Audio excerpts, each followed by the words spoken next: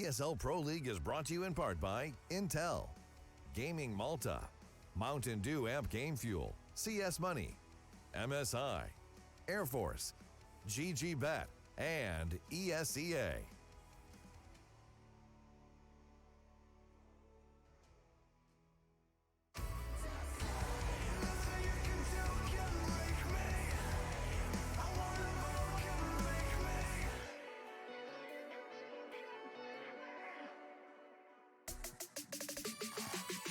Hey, there we are. We're right back here at the ESL Pro League Season 11. Surprise, you got a little glimpse of me, but don't worry. 21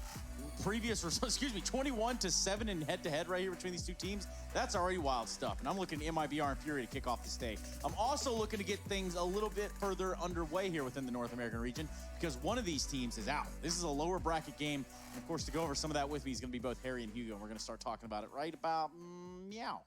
Nice, yeah. I mean, this is a rematch, right? We've already had this game just the other day in the group, so I'm really excited to see if MiBr can bounce back, of course. You know, we decked Furia as the best team in Brazil after that win, given the current climate and situation MiBr are in, and it's been some time since MiBr have won this matchup, so it's going to be nice to see another challenge, another rematch. We had a 3-mapper last time, so yeah, the ball's in their court right now.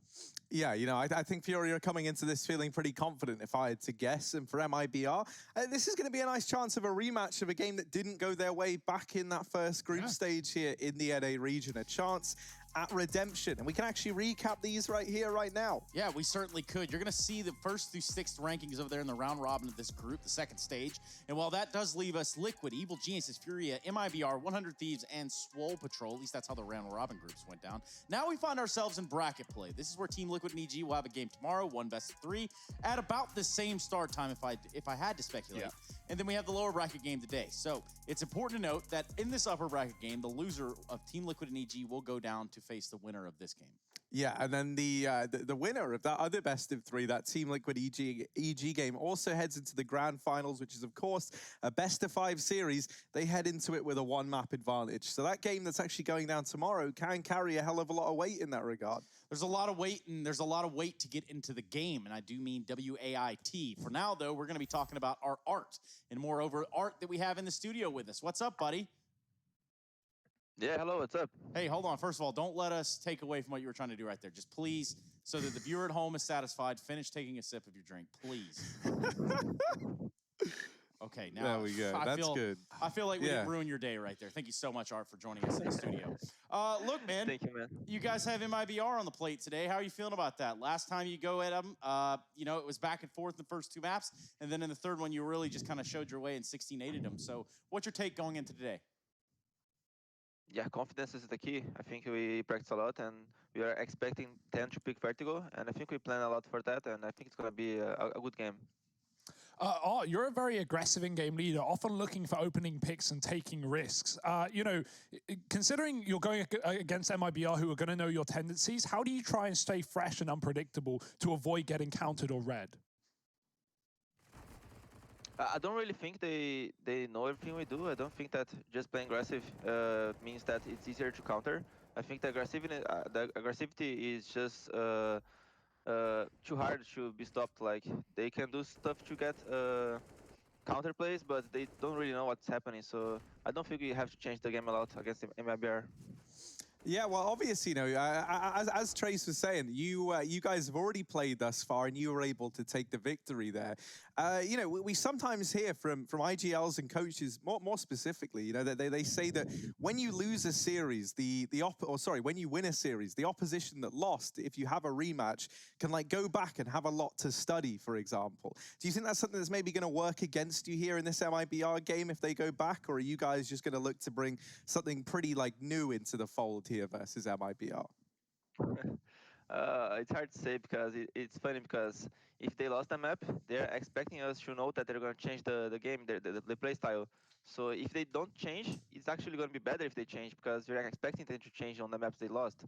So I think that is a mindset is hard to work on. You have to make your bets and just don't think too much about it because it's hard to guess. The mind games. So, yeah, I mean, the mind games don't even stop there. Let's ask this one question. I think we can get you out of here afterwards and start to look towards the match itself. Pending the results of today, if you do win, you go on and through the lower bracket, MiBr would be out. Now, you'll either be playing Liquid or EG. Do you feel like you stack up well against them as well? It's always tough matchups against both teams. I think we have easier games against Liquid, but the last time we played EG was just as good. I think we're just getting better to playing them, so I don't really mind playing both of them. Cool. Well, we're going to see what you got today, at least against MiBr. It's going to be a little while before you get there, but perhaps today you can pick up the series. Thank you for your time, Art, and go enjoy your drinks, my friend. Thanks, man. He's always got something to drink. He always does. He had the drink with the straw the other day, and I forget what it was. It was like some sort of tea, but it looked all right. All about staying hydrated, Trace. How are you supposed to perform a top capacity? Oh, how did this ever slip my mind? It's Yerba Mate. Everybody knows that. You guys knew that. What I do know is that Furia are here to play. And moreover, when they stack up against MiBr, last time we saw this matchup, we had to kind of deduce the factors that who is the better Brazilian team. Now we look at it, Furia wins that. They got to do it again. Does that really cement that idea? Yeah, I think, if Furia are able to take this, right, it's going to come with the, not just the fact that they'll be progressing throughout this second stage, obviously, to play versus the winner of, the loser of EG versus Team Liquid. I think it would help just solidify them as the best team in Brazil. You do it once, and I think online it's quite easy for people to look at that with a bit of skepticism and just say, it's an online result, whether or not that kind of slid. But I think, if you're able to go ahead and do it twice, if you're able to best them back to back, that's going to only build Furia's kind of standing as the best team in Brazil even further. So what about MiBr as a team that has been one of the best in Brazil, if not the best in Brazil throughout? We got a guy named Fallen here, and he's been in charge of this product since its inception. What do we know about MiBr? Moreover, what are we thinking about Fallen, Hugo? Fallen's look really good in this event, of course, but MiBr have struggled. And I think one of the bright lights has been Mayan, right? In interviews, both Taco and Fallen have said here in the Pro League that Mayan's made a lot of improvements, and we've seen that in the server. He's been holding his own. But fact of the matter is, MiBr, this is not a good season for them so far. This matchup, this win would be so great to put them back on the board. But realistically, like, as you talk about online play, now, just to jump on that point, I don't think you can sit around and put CSC on hold until we're back on lands and say, results don't matter. Everyone's online, results do matter. That's where we are. And the fact of the matter is, MiBr, they're going to prefer LAN. These guys have won majors. These guys are far going to prefer LAN. So this does put the pressure on them. And just to go a little bit further on that, Harry, you can't discredit online results. Harry, watch yourself. No, I wasn't going after Harry. I was just saying the general concept of online results don't matter. I think it's on hiatus right now. I think that's on pause. You're turning a little red right now. Perhaps we take this opportunity for you to catch your breath and for us to hear from Fallen and what he had to say. About improvements on the results, I'm not really too worried about it. What I do worry about is the improvement that I feel inside the server, the improvement that I see on my teammates, and the improvement I see about our game. And I have been witnessing this during the matches on Flashpoint, now later on ESL Pro League as well. So I'm pretty satisfied with the results we have been showing. And I think I'm going to be satisfied in the end if we get to a better level before the major, because for us this year, it's going to be the highlight of the year. It's going to be one of the most important tournaments of my life. And I want to make sure that I have a very competitive team going to this tournament. So we have time towards it, and I want to make sure that every day we're learning something new and getting stronger, because that's the mentality we need to have to become a top tier team again. For the initial months of this new lineup with KNG and MiBr, we are trying to figure out what will be the configuration that suits us better in terms of who should be lurking, who should be going to the group during the strategies, who should have more talk during the games and all those things. And we tried a couple combinations, and I think so far we are pretty satisfied with the one we have with. So lately we have been trying to figure out all those things. And now we kind of have a good picture on how this team performs better than in other ways. So we're trying to prepare the team better to what we believe is going to work better for us in terms of how much strategy we want to put in our T sides, how collective and how pretty much pre-decided we want to go into our matches and all those things. So we try all those combinations and we have a good idea on what's working best, and that's why we're trying to work right now. We decided to bring a new guy and a new talent as MiBr, Argentinian player. We found on him a very promising skill set in terms of ability on fragging, and so his firepower is immense. He's very good at that. And of course, he's a young kid, has a lot to learn in terms of experience, in terms of really knowing all those tricks and all those thoughts process that goes over every pro player minds on the Tier 1 CS. So you really have to give him a little bit of time to learn all those. But if he gets what it takes to learn all those things, combined with the skill he already has, he's going to become a very good player in the future. So we're hoping to do that with him, and we're giving him time and all we can to help him become a better player. But so far, we're very satisfied with him. He's putting a lot of hard work. He's very dedicated, and he's listening a lot. So that's important, and he has our trust. I think what is slowing down our progress in terms of getting to the top brackets and playing the semifinals and finals of tournaments is the individual and collective improvement. That's not where it needs to be in order to be at this level. There is much to learn. There are new players. We need to learn how to play around each other. There are things that for a couple of the players are pretty natural. That's not that natural for the new ones. So all those things, they take time, and they take a lot of conversation. They have to go through those moments. You have to lose some rounds because of it. So you can really discuss and point out how they can be played better, right? So I think right now, that's the main factor why we're not getting where we want.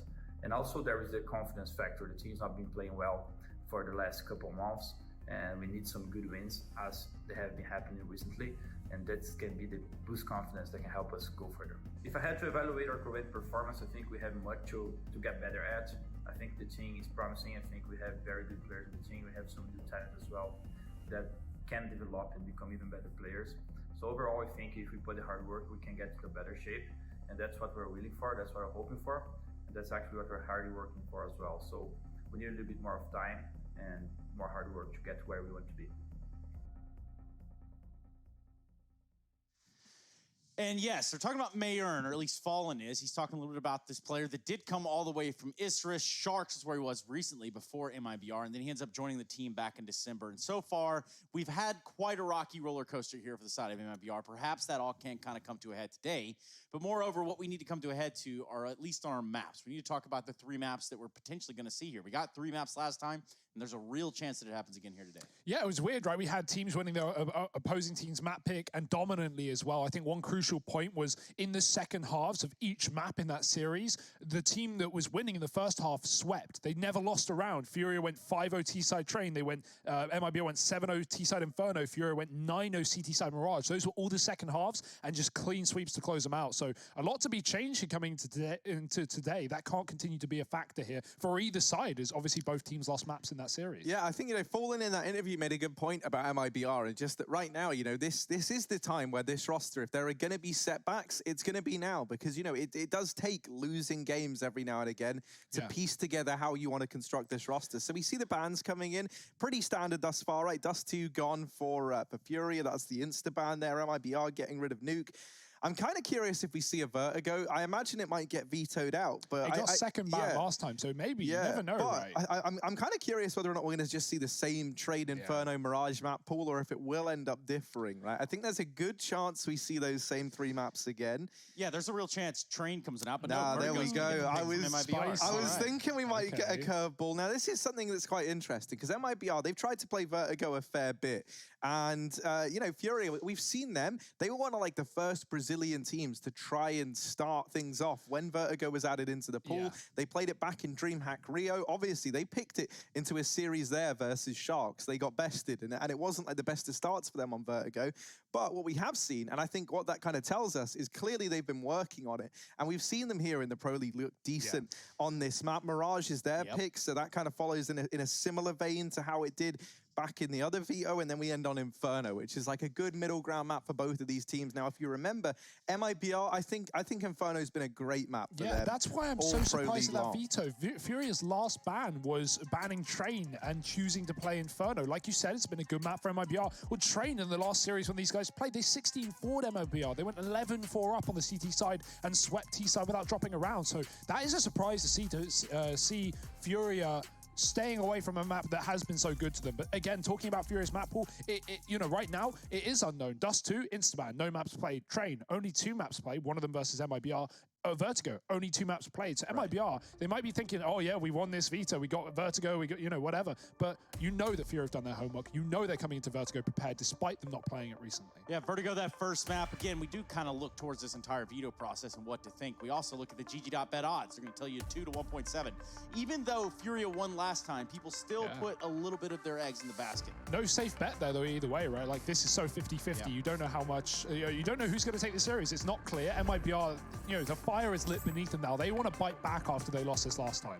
Yeah, and rightfully so. Vertigo, Furia, MiBr in a lower bracket game. Winner moves forward to play the winner of No, yeah. The loser. The loser of Team Liquid and EG. Sorry.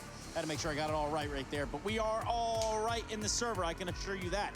Jumping right into this matchup, and right here on Vertigos, we're going to kick things off. Harry, Hugo, and myself. Let's get it on. Time to start the party, Trace. Yes, indeed. Oh, and the party's getting started fast by MiBr. Henny not able to win that fight. Vinny at least keeps us into a 4-on-4. Yuri and Art are both aggressing down through mid, but it might not matter. Fallen has opened up this A bomb site, and now they turn their attention toward the flank. Art does deal with Fallen. Mayan almost gets caught out there. KNG coming in on a very, very long rotation in through the back line of B. He's the man responsible for dealing with K-Serato, and he's just missed both timings here, him and Taco. Taco's actually going to B, and that's all helped by KNG clearing this earlier on.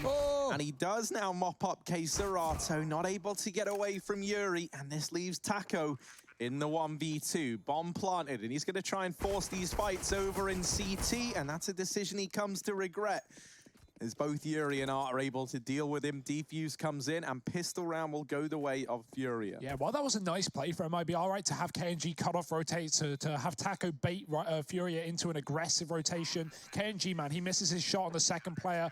Well, no, not missing his shot. He falls out too early, and Furia re-peek him off the back of that. And good awareness for Furia to realize what was going on, right? Audio was not necessarily transpired there because they were all on the A site, coming in on that big flank. But MiBr a bomb plant, and that will tempt them into the second round bye. They did pick this map, so Furia starting on CT side, that was their choice, and MiBr are going to get to direct the pace now with the Kriegs. Two of them, a scout on Mayan. It's a decent buy, all things considered. We know what these second round Kriegs can do. Let's have an eye on it. Lock it on right here, Harry.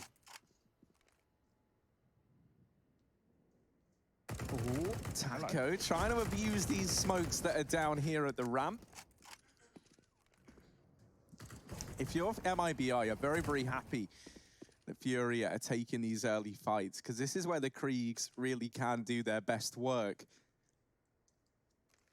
Furia now on the back of spotting this buy. I don't imagine we're going to see too many aggressive peaks come through. They still have this double setup over here at the top of ramp. Taco trying to test the waters. There is a Molotov on Mayan, and he is now joining the rest of the gang at ramp, so he could potentially deal with this sandbags player. Henny allowed to just swing out. Mayan still at the back of the ramp, not going to get here in time with that Molotov. Maybe not even going to get a chance to use it, as everyone gets shut down on the MiBr side. Furia get their second on the board. Now, something as well that's pretty exciting, by the way, guys. Oh, that's a cool little overlay. Yeah, impact the player. impact player. I do like that. Vlad, love that. Vlad installed this all for us today. Yeah, So, we actually got told about it. I hadn't seen it yet. This is kind of cool, and I'm a big fan.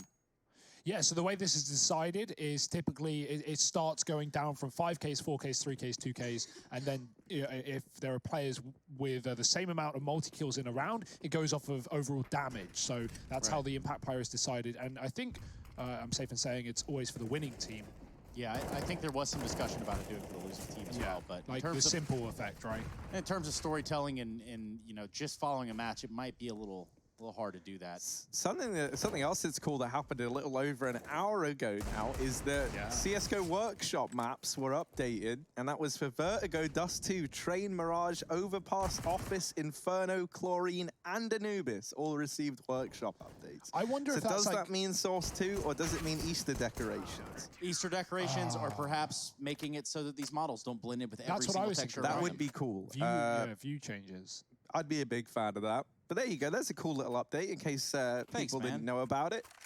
Just thought I'd keep you informed. Not live yet, but it's exciting because that's a lot of maps updated all in one go. We never. Is Thursday normally today. it's like one or two slip through. You know, like you get a little update on the new scrimmage maps. That's the thing. I feel like I've got hype, right? When you see one or two changes are made, it can typically be so small, right? Like lighting changes, just tiny little things. But when you have like 6 or 7 active duty maps getting changed, or well, no, what was that? 5 active duty maps getting changed. That's when you know it's getting interesting because something big is happening here in the works. And not just for Valve, but for MiBr too. Into their first full rifle round in number 4, and they look to take control towards middle. Taco's lost his life early down the A ramp with an aggressive peek from Yuri. And MiBr are going to look to push the boundaries here up in middle. Grenades coming through, utility to cut off the CT choke point, but there is a man on the right side that's gone wide to fight mid.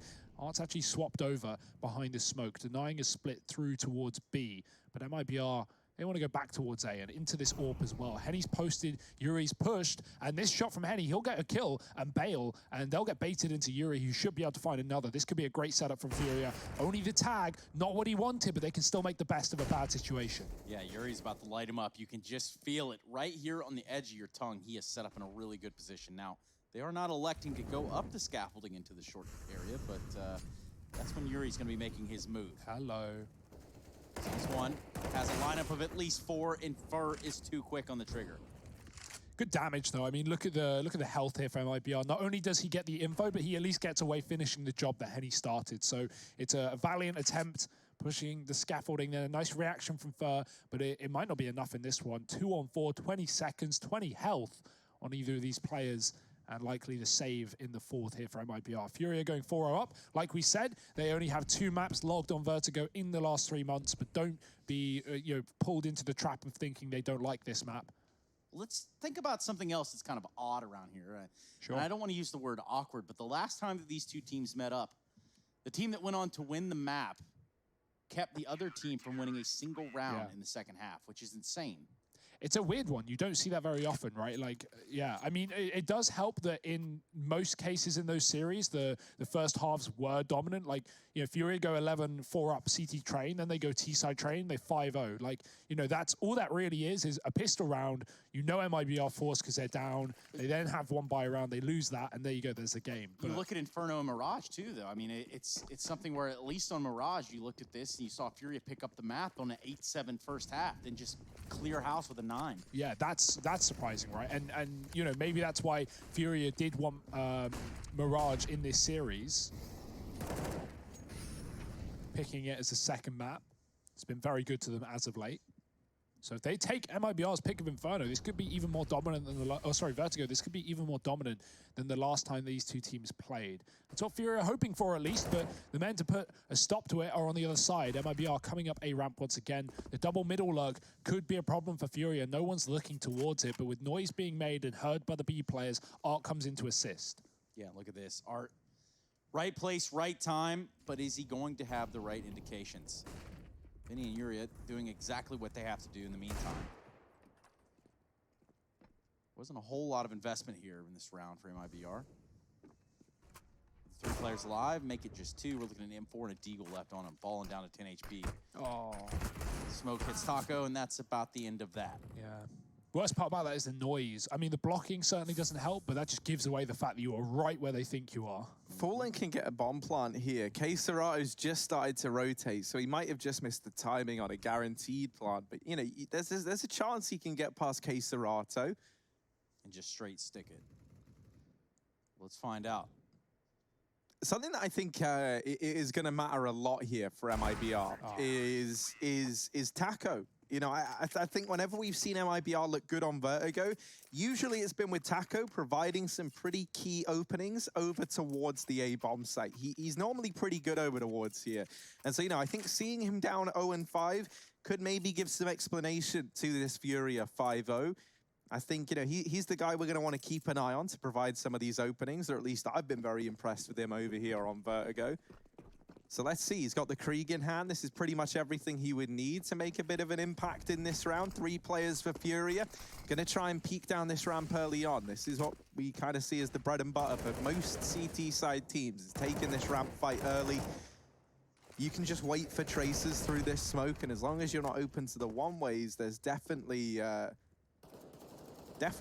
some favorable fights you can take from here. Art actually shuts down this mid-lurk that MiBr were attempting, or at least one of the 2 prongs on it. Now the rest of the gang get out over here towards ramp, and so suddenly Henny is alone on this A side of the map. He's got players behind him, he's got players in front, he's trying to hide on short side, and that kill onto Taco from CsGo has opened this round back up for Henny. He was pincered, but now he's given a nice little safe hidey hole to hide in.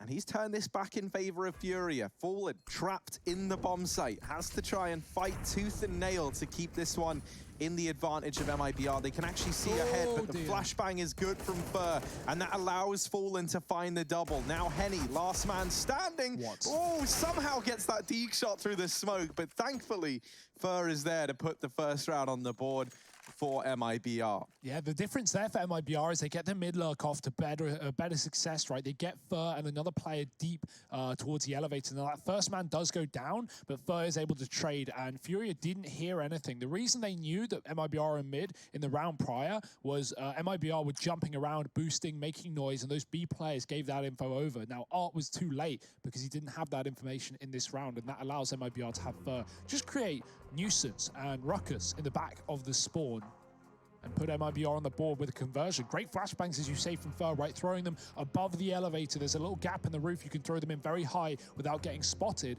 and it shuts Furia down on that retake. So blind, so low, and it's going to be one for the T's. But a quick pause from Furia brought by the US Air Force, and they're coming right back in with the rifles. So looking to put a stop to this before it begins to build for the Brazilians.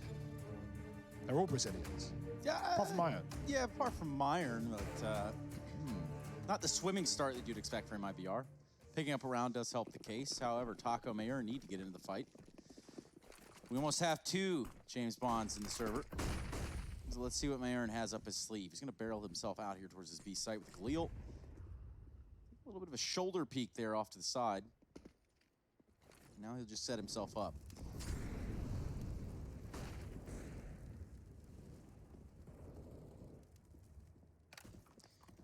There's a bit of conditioning going on here to continuously fight a ramp at the beginning of every single round. It seems like the hot spot, no matter what match we're watching. It's the way the game is played, it seems.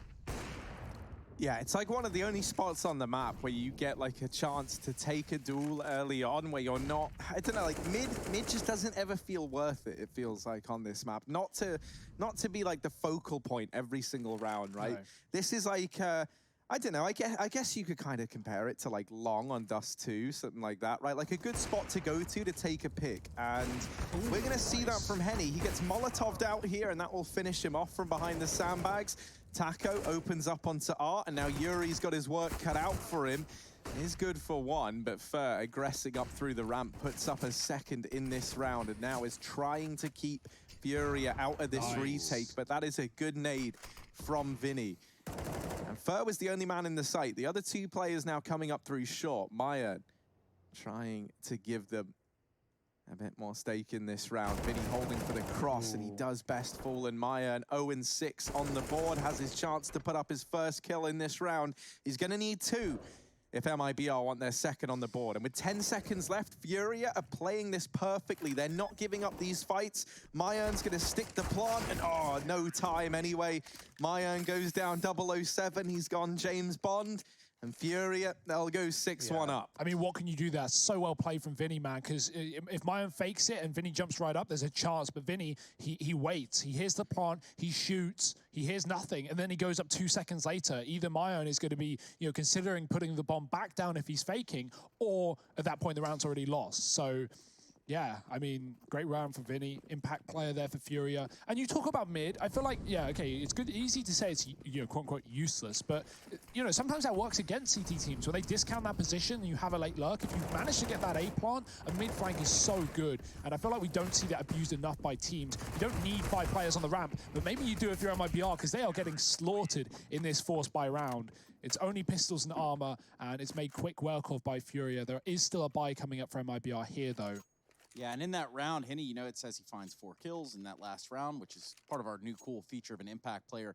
I want to go to the round before that, where he has AWP there at the sandbags, and he fights to his very last breath.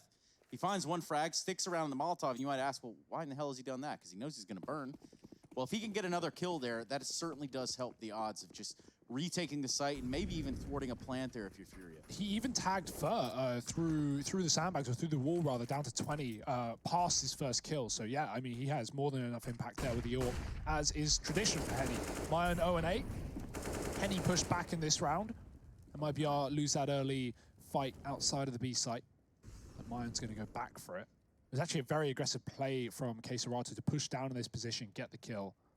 So hats off to him. It's put Furia in a great position now. This A site has been rinse repeated by MiBr and not to great success. That's a good Molotov. It forces Yuri back, but you can see he's hanging around. He wants to go in the position MiBr assume is clear because he has a smoke down, and that's going to delay MiBr further into this short angle. So we get a grenade out here. It should do some damage to Taco. Not a whole lot, though. Meanwhile, one of those weird sort of one-way setups. I do love that smoke. Yeah. Art makes the most of it as well. That's a bomb dropped. He should get seen here by Fallen coming up with the AWP, but Taco's gone in the meantime, and so Fallen alone in a 1-on-5 and doesn't even get a kill. It looks like he had Henny down to the drop, but Furia are going to pick it up with 5 alive. This is an excellent CT side, and this is kind of what I was worried about when I saw MiBr pick this map. Like, any thoughts? No, yeah, I mean, that's the thing, right? Like, MiBr, they must have had a reason for picking it, but I don't know, like Furia, even though it's not a map that we ever really see them tend towards, I think they played it, what, twice? And I don't even think they've won it yet. They've always looked convincing at the very, very least. Maybe not in that 100 Thieves game that we saw them lose 5-16 in. But I don't know, man, like Furia, they've always kind of dropped hints that this is a map that they've worked on, even though it's not one that they pick into. Yeah. I mean, in that, you talk about the 100 Thieves game. In that 100 Thieves game, Furia started CT and they got 2 rounds. So this is a stark comparison. They're 8-1 up right now. This is not the same matchup that they had earlier on in the Pro League. Well, they did have a pretty good T-side showing there against Swole Patrol during the regular season. But then again, on top of that, I do believe they ended up actually, yeah, they did win that series. So they started off on Vertigo. And in the second half, they go, 10 T rounds to the 3 of Swole Patrol. So they kind of have an indication how they want to play this map, but Furia, well, they're just simply playing it better. They're playing into it right now. Yeah, and considering Furia is so good on those T sides, right? CT is often weaker for these guys. The fact that they're this far up right now doesn't bode well for MiBr. Now, the B push could, as they overwhelm the only man inside of the site. Vinny and CsGo have been removed from this round, and despite the fact that his pistol's on 3, guns have been retrieved by 2. MiBr, oh dear, it's the scroll wheel, the jump for Fallen. He gets caught out, and Furia a chance to retake now. Harry's smiling as he realized that he thinks Spacebar is superior. He couldn't be further from the truth. What a disgusting Well, young man. let's wait and see. Spacebar versus scroll wheel, and Fur, he's trying to go up and up in this round, but Henny does deal with him. Taco brought down low, 1 bullet away from certain death, but he takes a man down with him. Doesn't matter, because Yuri's clutched this one out. It's going to be close, but he's got the defuse. Furia, a 9th on the board. MiBr, they get it close, but not quite across the line. That was just pistols, important to bear in mind, and really one of the first times we've seen MiBr throw one of these, I say like proper B executes. It was pretty much just heads-up fights into the B bomb site. Yeah. So, maybe if they go back to that with some utility, they can look to find some success there over towards B. Thus far, MiBr haven't really had much that we can look at and say, yeah, that's worked for them. But that round there, that actually looked like, and they had a very good chance to win it. So it wouldn't surprise me if we see something over towards B. Maybe not in the start of this round, but perhaps something to come as we continue into this game. I'd like to see them just take mid with heavy numbers, 3 players, and just leave a man there. Like, get the toolbox control, leave a player there, and then go back into anything. B or A, you have this mid lurk, and that can be so valuable, but right now they're just piling into the B site, and Vinny's dropping them both. Man falls back off the top of the stairs. And MiBr down a man in this round, first tagged up as well. There's so much utility, so may as well make the most of it for MiBr rather than just taking these fights that aren't working out for you. Mayan's going to fall out of B, go back to join his team. Bomb getting retrieved in spawn by Fur as well. MiBr might just contact A play in this round. What else have they got? It is the question of the hour. Just 3 alive on the MiBr side. And well, turning it around doesn't seem impossible. They are going to turn around and look towards this A site. Bomb firmly in the hands of Fur, who's currently on 42 HP. Looks like we're going to get a bit of a spot here over this box. Nope, run boost, straight up. They're going to do it. They're going to do it with style. And he falls, and that leaves a 3 versus 3. Now with this A site somewhat compromised, it's going to be Yuri here on the rotate. He's going to be the first one on the action. Yeah, important to note, these are the first 2, now 3 kills for Mayan in this game. And he's done everything in this round pretty much single-handedly, with the addition of the run boost. Fur has been pretty instrumental, actually, in helping him get these kills, but Mayan almost in for the ace. He goes from being 0 and 10 down to now 4-11 in one round, and that'll be the second on the board for MiBr. MiBr doing the bulk of the heavy lifting there. And Fur clutching it out. So the job is done. MiBr back on the board. And hey, considering we're 11 rounds deep to this game, MiBr have had one successful opening duel go their way. That is quite the statistic. Furia constantly finding these early fights. And that is CsGo, right? Pushing down B ramp. Henny on the AWP, getting A-side picks as well. I mean, CsGo is a real man to talk about. He's 3-0 in those opening duels. 100% KAST alongside Art as well. And that's got to be feeling good if you're Furia right now. Yeah, and I think we're looking at 2 bomb plants for the side of MiBr up to this point. Could I be wrong? That's correct, yeah. One in the pistol round that got diffused by Furia, and one in the round prior to last on that A site. Or B site, rather, sorry. Rough times. Yeah, certainly not looking good. But a chance to recover here. A second round taken, and a few left of the half for MiBr to put 3, 4, 5 on. But this is where, you know, that pistol round coming down to the 1v1 matters a hell of a lot, because it's allowed MiBr to win one round and then break the economy of Furia. Now, you will look at the money and you're probably thinking, you know, Furia, they could have actually put an okay buy on the board in this round. But I kind of like this decision, you know.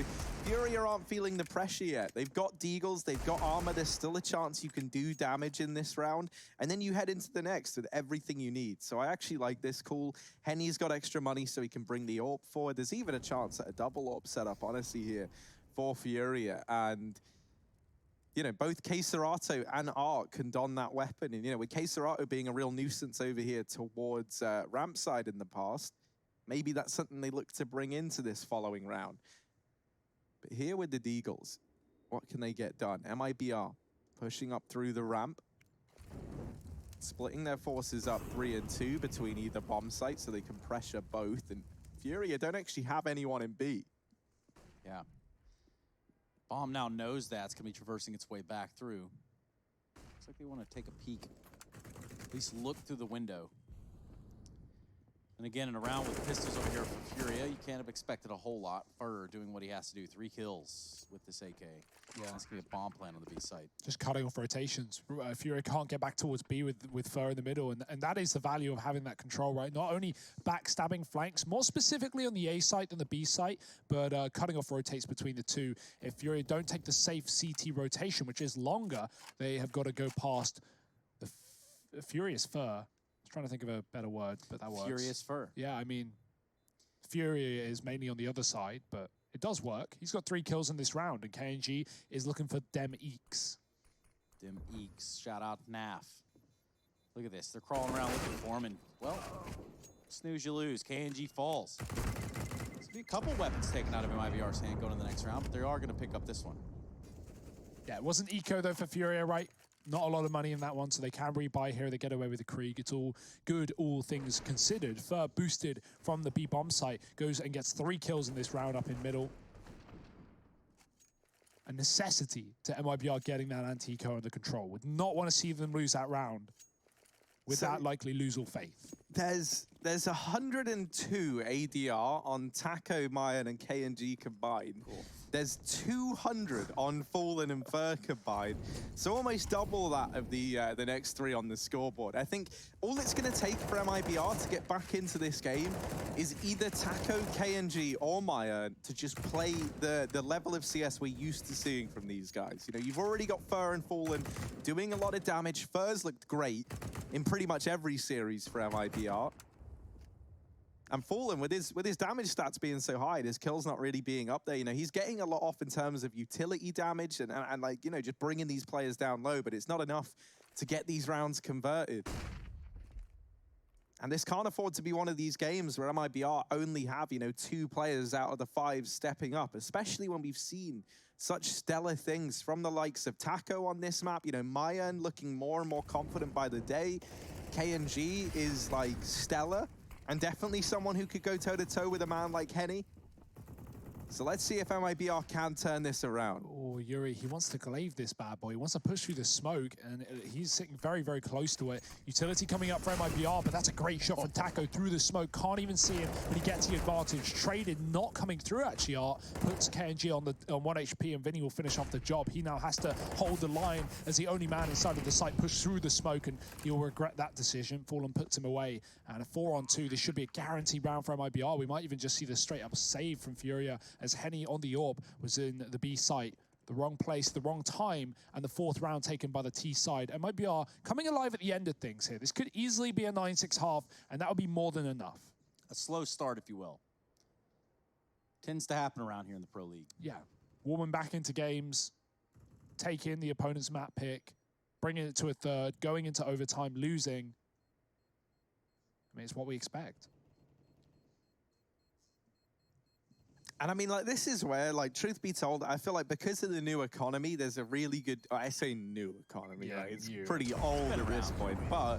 Can't even remember the old economy. Like, I don't know, it always feels like, especially on the T side, in a situation like this, it feels like it's pretty hard for MiBr to not make a comeback happen. Because even if they lose a round, they're still getting 2,100 in loss bonus. And, you know, the fact that they've been winning these now, even if they lose this follow-up, they've got plenty of money heading into the last of the half. And so, like, these comebacks are very, very sustainable now in the meta of Counter-Strike that we find ourselves in. It feels like a lot of games go down like this, where they're, like, a bit back and forth in the middle, and then the team that was behind towards the, like, the mid-stage of the first half is able to long it out in the second, just because the money's normally so good. As long as you're at least making the rounds close for the team that's winning, you actually kind of feel better off on the losing side. For sure. Like, all it takes is you know, win 1 or 2 clutch rounds, or even if you lose those clutch rounds, but you get them down to 1-on-1s, if you win a follow-up after a clutch loss, you're going to break their money, especially on the T side. Those CT economy is far harder to maintain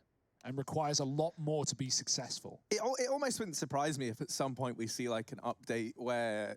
And this is kind of what I hope we get, is like the loss bonus notches, I guess you would call them, decrease by like 2 for every round that you win. I think that might balance it out a bit better.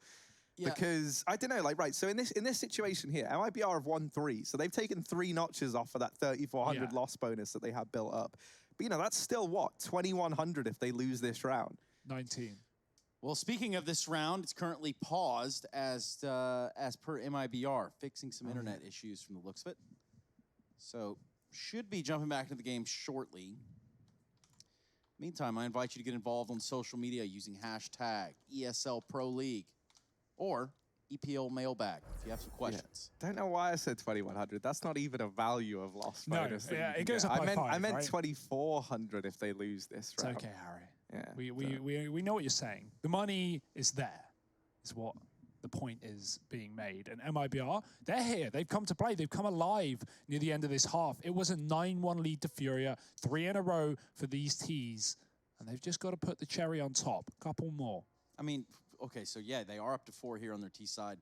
What is a comfortable number? You think they ended out 9-6? I mean, 6 is comfortable. But again, that comes down to depending on the pistol, right? Which is, you know, not been MiBr's best situations in the Pro League. Furia did win the CT pistol in this map as well. And, like, you know, you go 9-6, you lose a pistol, you lose the conversions. Well, there you are, 12-6. I tell you what we can do in this moment. We can take a quick flashback here to something that we saw from MiBr. And this was a 4K, and this really did, I think, cement that second round on the board for MiBr. Yeah. I mean, not to mention, right, MiBr was 0-10 heading into this round, so he puts up 4 huge kills, and he obviously has Fur helping him out every step of the way. I feel like that run boost down towards ramp was, like, instrumental in securing them that man advantage.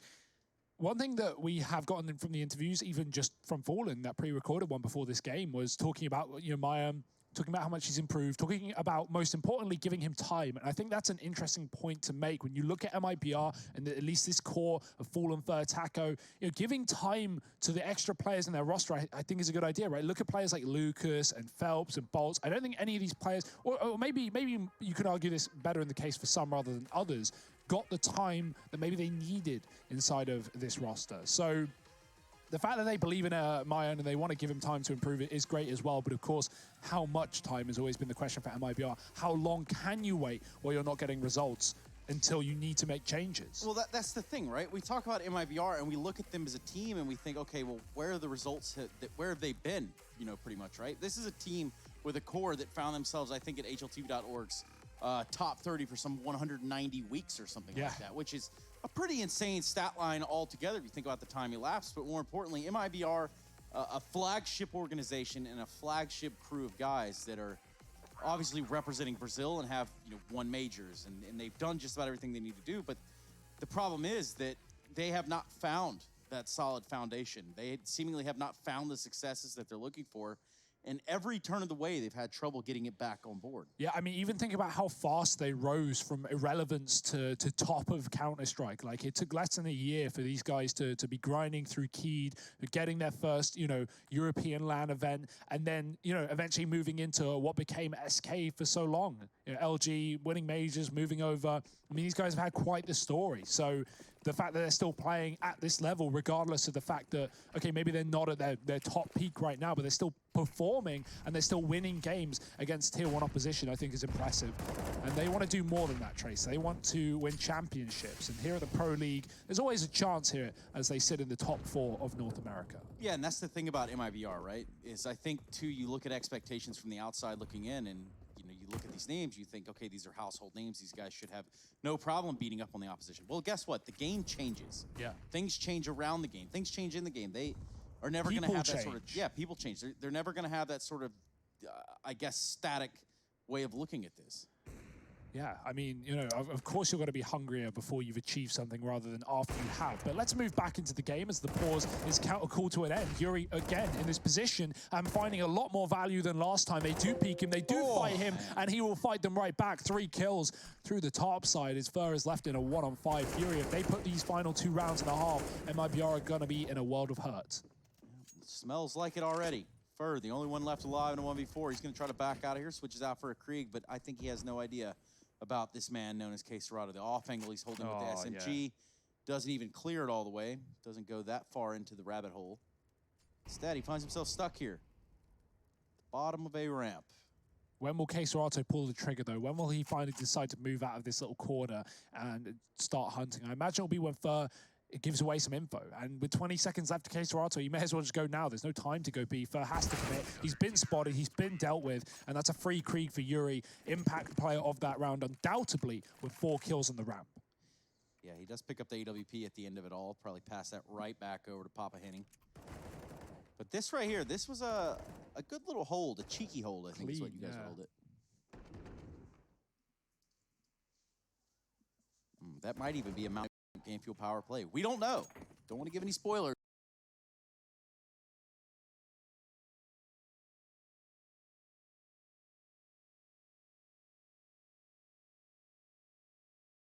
Power play. We don't know. Don't want to give any spoilers, but... Yeah, I mean, you know, we've had good moments already, and I'm sure we're going to get even more as this series continues to deliver.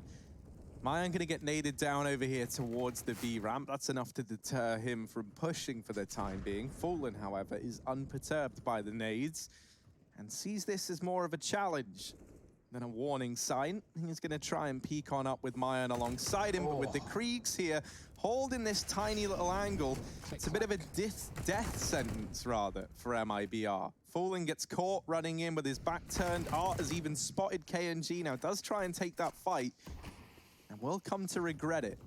Very curious of the idea right there for Fallen. Really did full send it. Either way, this one's about to be sent into a halftime break. We got 2 players alive here for MiBr. CsGo is going to have the drop on KNG with ease. That just leaves Fur to his own. AK in hand, bomb in hand. 15 frags on the board. But a long way to go in this round. Under a minute. It's possible, but I don't want to say it's going to happen. Yeah, CsGo, the awareness on him to be holding the flank there is ridiculous. And Furia just all over this map right now. They're so prepared on Vertigo. Will MiBr have any answers? Will they have the result as we head into the second half? We're going to have to wait and see. Furia 11-4 up at halftime, moving into their T side. Join us after the break for the rest of this banger.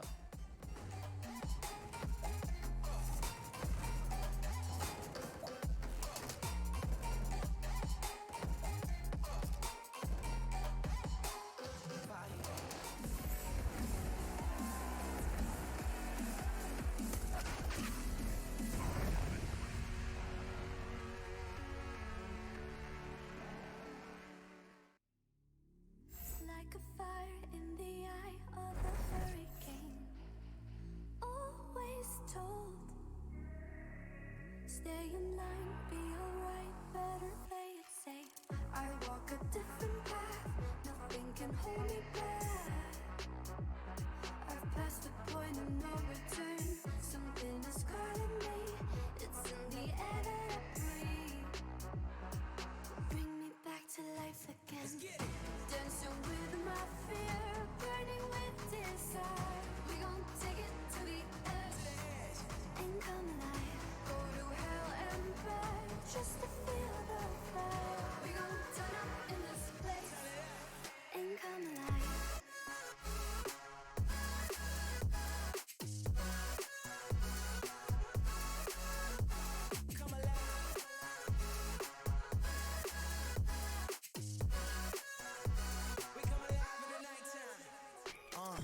Fly so high they can't touch us. So top notch, none above us. We done came so far, now we up now. Had a vision, stuck to it, never back down. Never had much, now we own the whole thing. Spread it all around the world, watch it all change. Came alive, now they all see the greatness. Light shine so hard they can't take it. Dancing with my fear, burning with desire. We gon' take it to the edge and come alive. Go to hell and back just to feel the fire. We gon' turn up in this place and come alive.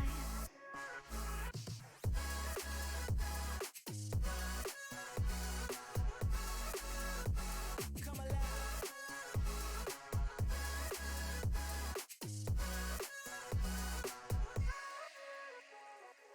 I walk a different path, nothing can hold me back. I passed the point of no return, something is calling me, it's in the air that I breathe. Bring me back to life again, dancing with my fear, burning with desire. We gon' take it to the edge and come alive. Go to hell and back just to feel the fire. We gon' turn up in this place and come alive.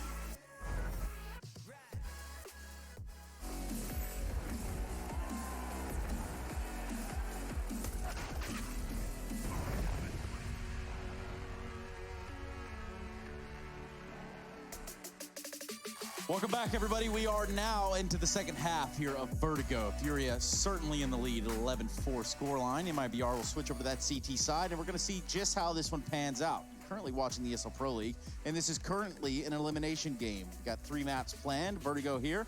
Mirage next. That's the pick of Furia. And then if we need to, we're going to go all the way to Inferno. Now, you can take a look at those GG.bet odds, and you might say, hey, those look very familiar. Well, they are, but I think they flipped around now. No, I think Furia are already the favorites.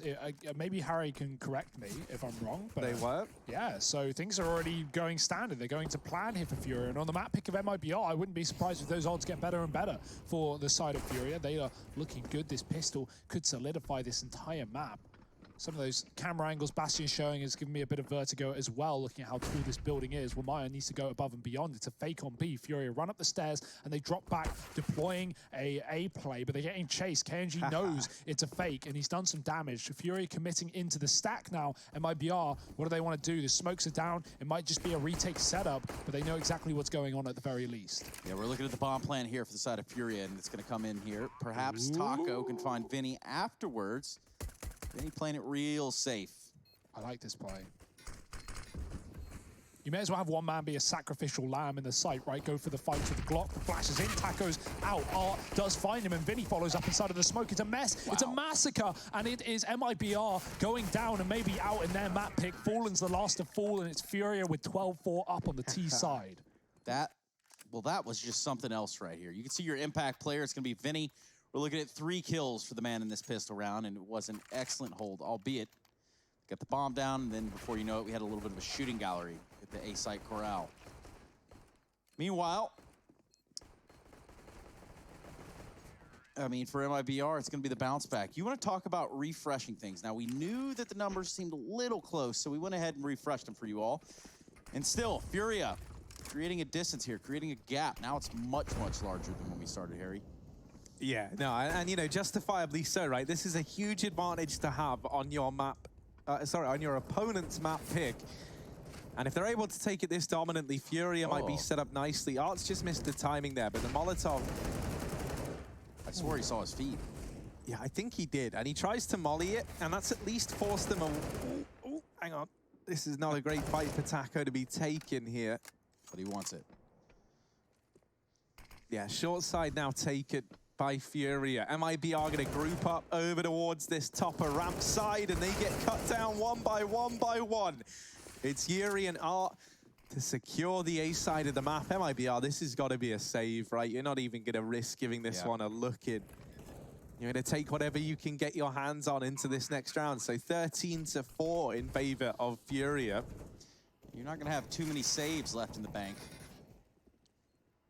We're starting to creep towards the end of this first map. Ooh, absolutely planted. Fur. Just leaves Mayern on his own. And he's going to go ahead and try to hold on to this Deagle and this head armor he has. He also has a smoke, but should be able to grab a gun. Perhaps it'll be a little bit more worth it for the time being, though. We're looking at 13 for Furia.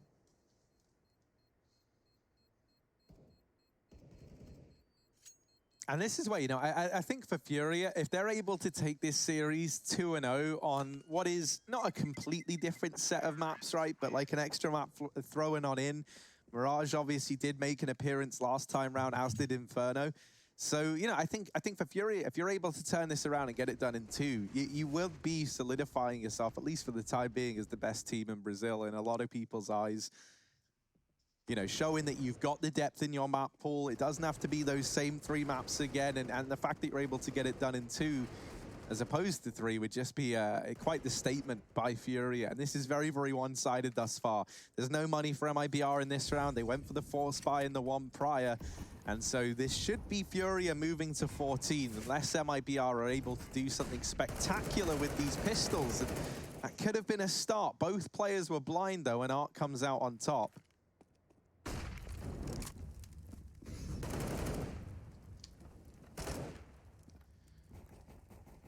It's not been the calmest of waters here for the side of MiBr, and well, KNG had an idea. He starts to get some shots downrange. Lo and behold, Kenny's just too fast. And in fact, they're going to get eaten alive here in the scaffold. Yeah, this spot Art's playing is pretty great. Like, it allows you to duck on down, and if they start to tag you through the railing, it takes a ludicrous amount of shots to kill someone there. So, pretty broken angle, and Art uses it against them, and you love to see that. Maya now the last man standing. And now they know where he is. And this should just be a formality. How expensive can Maya make it? The answer is not very. Furia, 14-4. And if they win this first rifle on rifle round, they're probably taking this first map here and now on the back of it.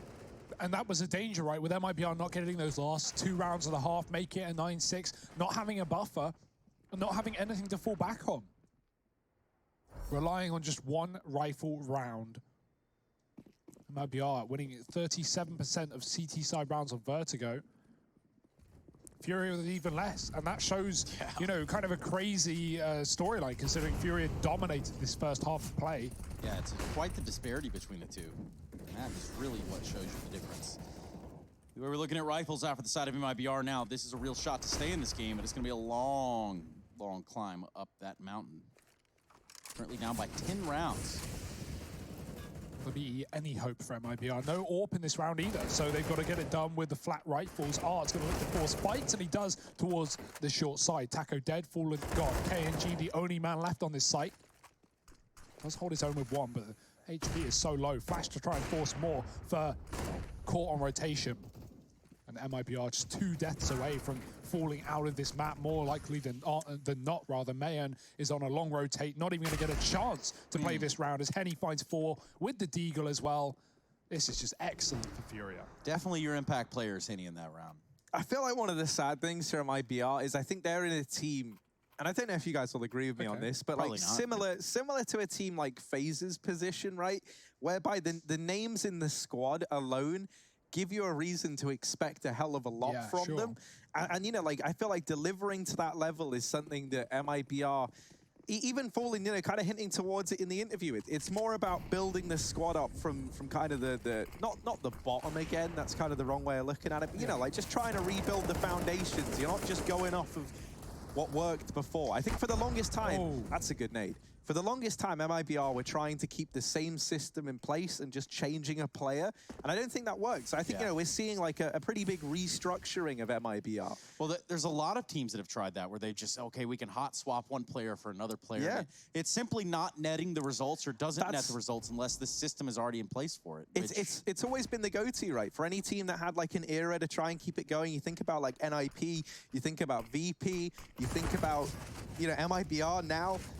I think that's why Astralis are pretty smart with this 6-man rotation. You know, I think they're planning ahead to have to deal with that. But let's focus on this round because it just might be the last of this map. Fallen and Taco to try and keep the dream alive for MiBr, and it doesn't happen. Yuri shuts them both down.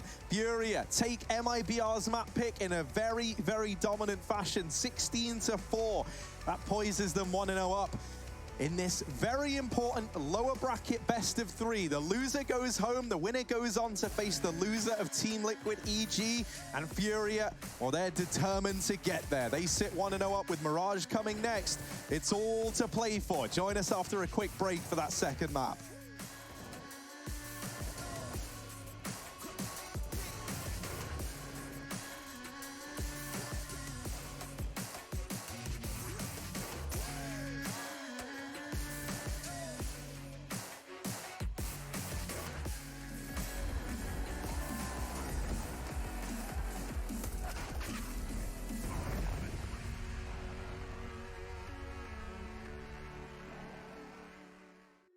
Look, hey yo, we rose from the dust to the sun. They claiming that we the one, never one-on-one. Teamwork till we done. Sent on a mission, we got ambition. Never scared, we won't run. Never one and done. Some sit back and some like the hunt. I pick my teammates up when they fall. And if I ball, we all ball.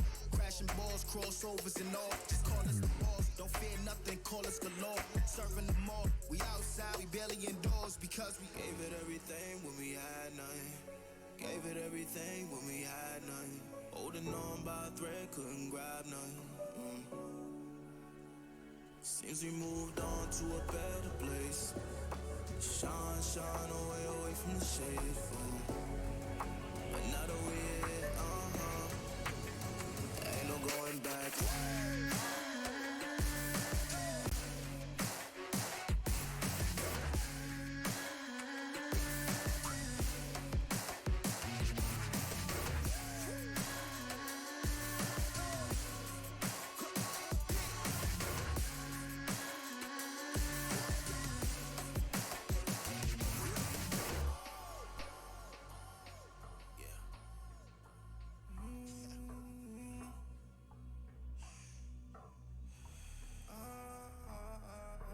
This is the moment to go. This is the moment to shine. This is the moment to show. Show me the rocks you could climb. This is the moment to feel the path like you legally blind.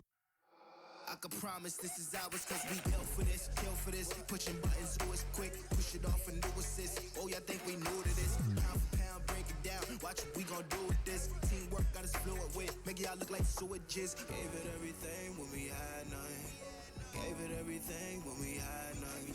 Holding on by a thread, couldn't grab nothing. Seems we moved on to a better place. Shine away from the shade. But now that we're here, ain't no going back.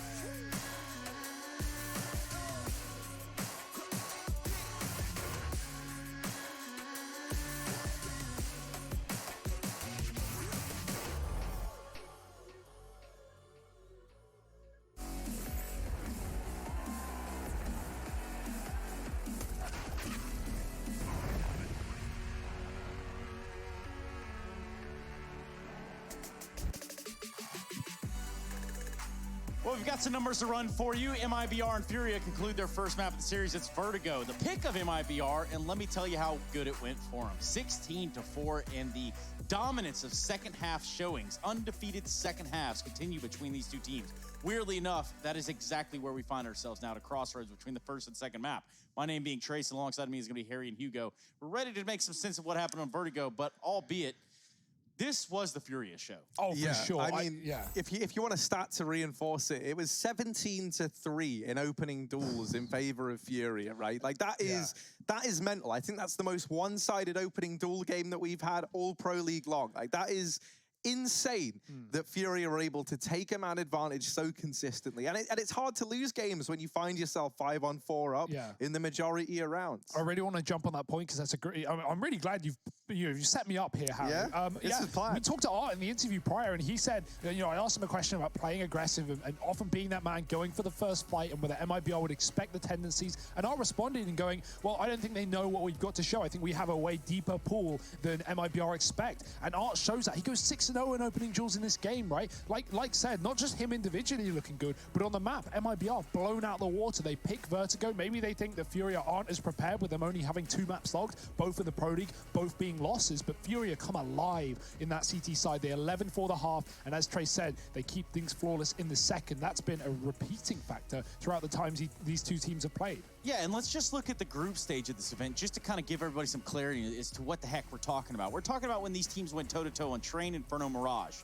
We're talking that in the second half, one of the teams didn't score at all. Which makes for a weird phenomenon. It's just super strange now that we carry it over to a 4th map. That's really weird stuff. And moreover, it's going to get even weirder if MiBr can't put up some sort of fight here. They couldn't do it on their map pick. We're going to be looking towards that second map soon, but for the time being, where are the answers for MiBr? Well, it always feels awful to point towards individuals, but that is just the problem here for Furia, right? Not Furia, MiBr rather. They only had Fallen and Fur really delivering much in the server. You had Taco and Maya, and both go down 007 to kickstart that game, right? Yes, Literally didn't put up a kill in the first 7 rounds of play. That is kind of mental. And you think about how I think Taco especially has been pretty instrumental on Vertigo for the side of MiBr. The fact that Maya has usually been delivering some good performances that have definitely been improving throughout the Pro League as well. And this just felt like one big step backwards for MiBr. Honestly, it was a weird game, right? Because you see these A rushes on T-side Vertigo, and they often get so successful in getting up into the site, getting a 4-on-4, getting a post plant, but we just didn't have any of that for MiBr. They couldn't even get up short, man. Art and Vinny were just tearing them apart with those double setups on short. Yuri pushing behind the sandbags below the railing. I mean, MiBr, they barely got up the ramp. There were so many fights there at that scaffolding sandbags position that it was kind of unfair at a point. You're like, well, this isn't even fair. So yeah, it almost kind of felt like, and I know this definitely isn't the case, right, when you think about who's on MiBr, but it almost felt like from watching it that Furia had come in, done all their homework, looked really prepared on Vertigo, and MiBr just looked a little bit lost into what Furia were throwing their way. And, considering that was MiBr's map pick, that's really not how it should have looked in the server. Yeah, I feel like a lot of teams do this, though, with how successful those A takes are, especially in practice and in certain games. If you have a good game and you take A 15 rounds in a row, things feel good, but sometimes it just doesn't work. And we see teams so often fall into, let's just keep taking A, it will eventually work, and it doesn't. MiBr went to B twice in that half. Once they won it, and once they got retaken. So it's I'd love to see a little bit more variety. Some of those mid flanks where Fur was coming in on the backline and getting kills on rotations or backstabbing on the A side was good, but that more often than not is only helpful when you get a post plant on A, and that's something MiBr were not able to do. Yeah, weirdly enough, getting the bomb down for MiBr was hard enough. Now they're going to have to try again on our second map of the series of Mirage, because that is where we're heading now, and it's going to be the pick of Furia. CT-sided start for that of MiBr. Can they turn it around here? We're going to see more of the same. I can guarantee you will be seeing us when we come back from this break, when we kick off the second map of the series with BRB.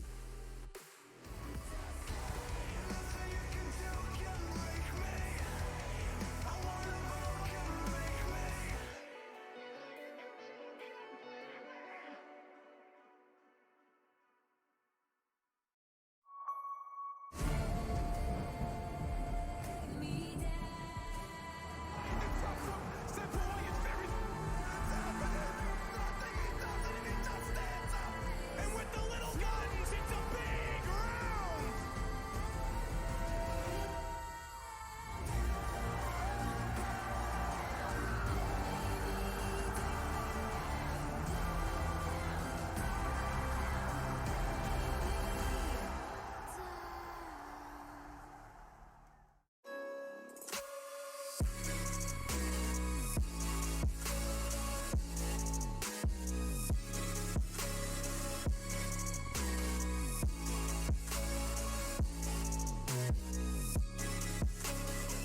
love it, you wear it. Or style. Get your merch at shop.eslgaming.com.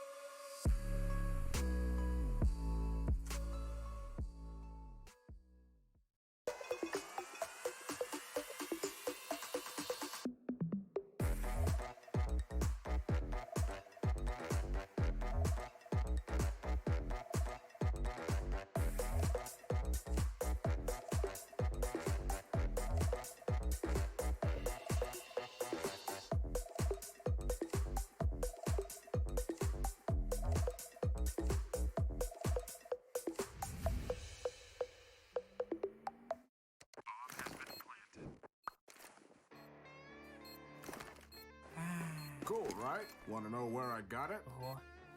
Well, look, go to CS.money. It's a trade platform and a marketplace at the same time. Just choose, click, and get. Good luck, bro.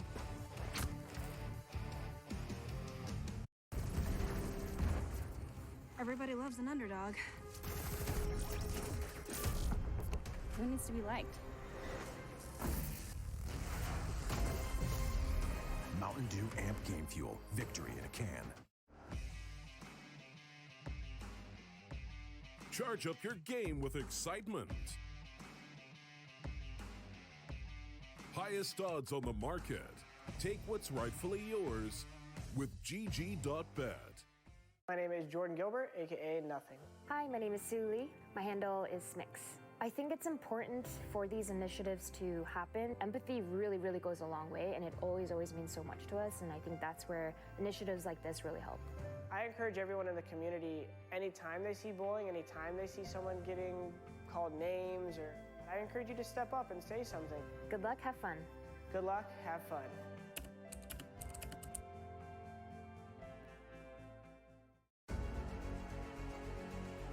Two boxes to get by Nico. Where's it gone? Go to Blaze on the ramp though. He knows he's there.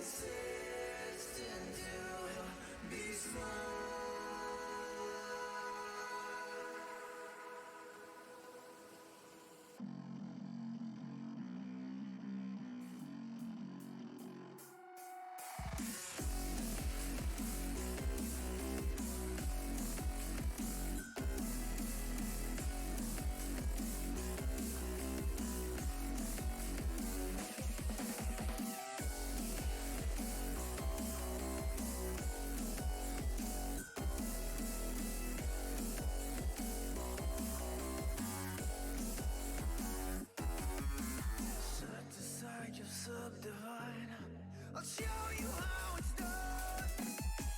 There's no side to go inside. The man is the one. You build your walls of faith in God. They never come around. Then wonder why we all defy the burden to be born.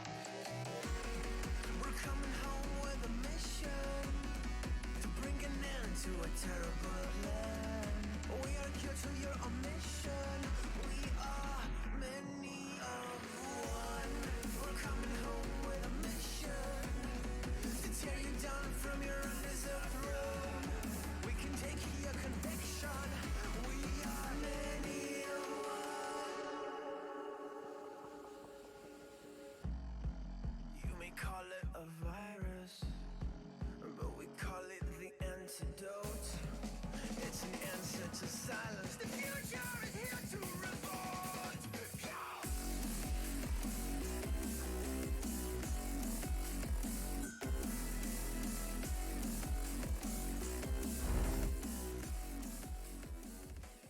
ESL Pro League is brought to you in part by Intel, Gaming Malta, Mountain Dew Amp Game Fuel, CS Money, MSI, Air Force, GG Bet, and ESEA.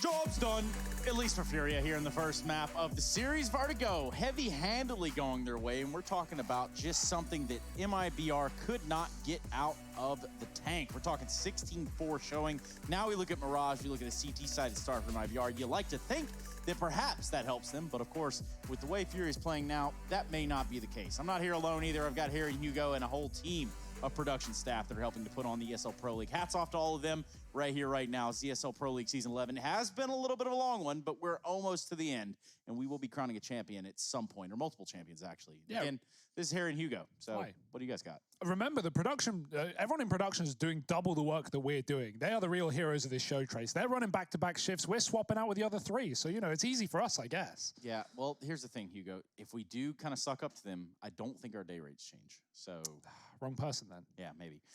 Nonetheless, let's talk about the rate at which Furia find themselves accelerating over that of MiBr currently. How are they going to have an answer on a second map? What could lead us to believe that this is going to be any different?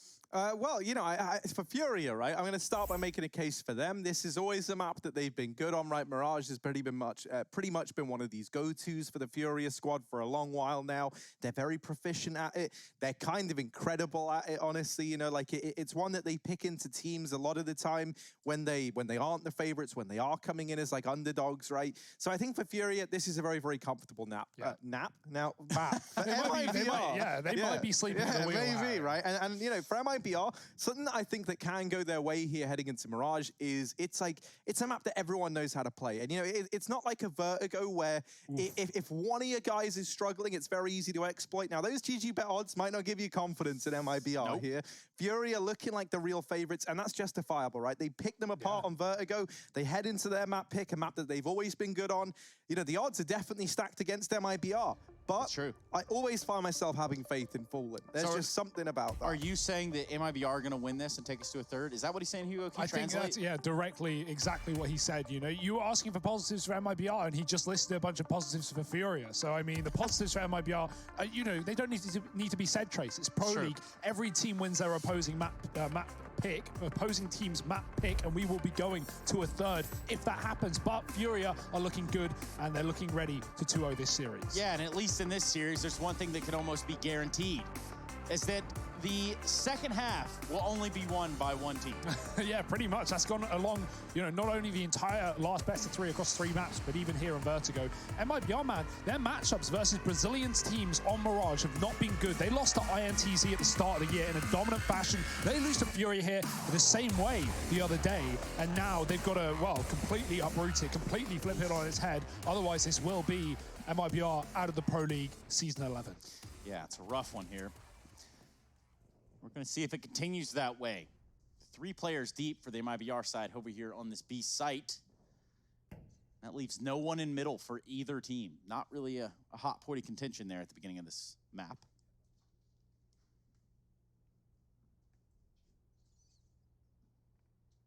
Very slow pistol round. We saw Ents run a similar one over in the EU side of things on Mirage, where they would just split up and hold a default for about a minute of the round and cover every position to see if MiBr get aggressive, and they do, so the default's worth it. Vinny spots a player in the apartments, doesn't know there's 2 there, so Taka running back, well, he is dinked. It could bait Vinny in. And that seems to be the case. KNG waiting, shoots him in the face. That's a free kill up on the B-bomb site. KNG going back for more, and he's doubled it as well. He only had 5 kills back on Vertigo, so starting off 2-0 is certainly good for MiBr as Furia desperately throw flashes into the A site. The bomb coming alone through Connector is a risk, but what else can they really do at this point? KNG getting aggressive on the catwalk might be able to stop it. Oh, no, he gets picked up immediately, but for Keserato and Henny, the odds infinitely stacked against them. Pistol round secured for MiBr, their first in this series thus far, as they look to try and right their wrongs on Mirage. Now, Furia, are they going to attempt the force buy here? Obviously, with no bomb plant presenting itself, it's not going to be that like Krieg AK rifle buy that we sometimes see.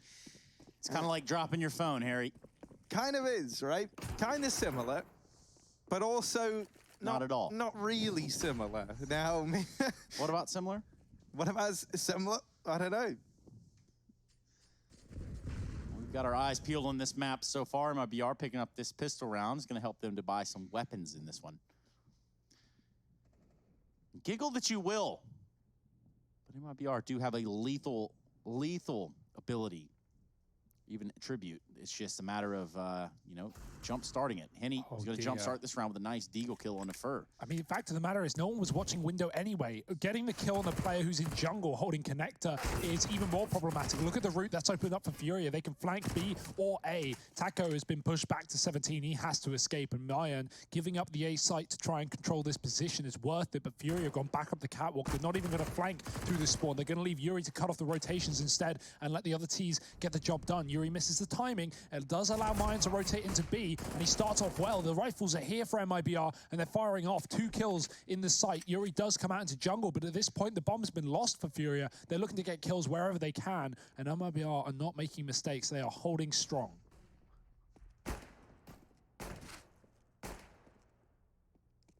Yeah, now Fallen's gone for like the flusher buy in this round. He only has a P2K, and yeah, against the buy as well. That's a risk. Yeah, to say it's a risk is a bit of an understatement, perhaps. You're normally not going to win that if you're Fallen. Oh, no. And this can't be how this round falls apart. They do have the bomb still over here on B. That's MiBr I'm talking about.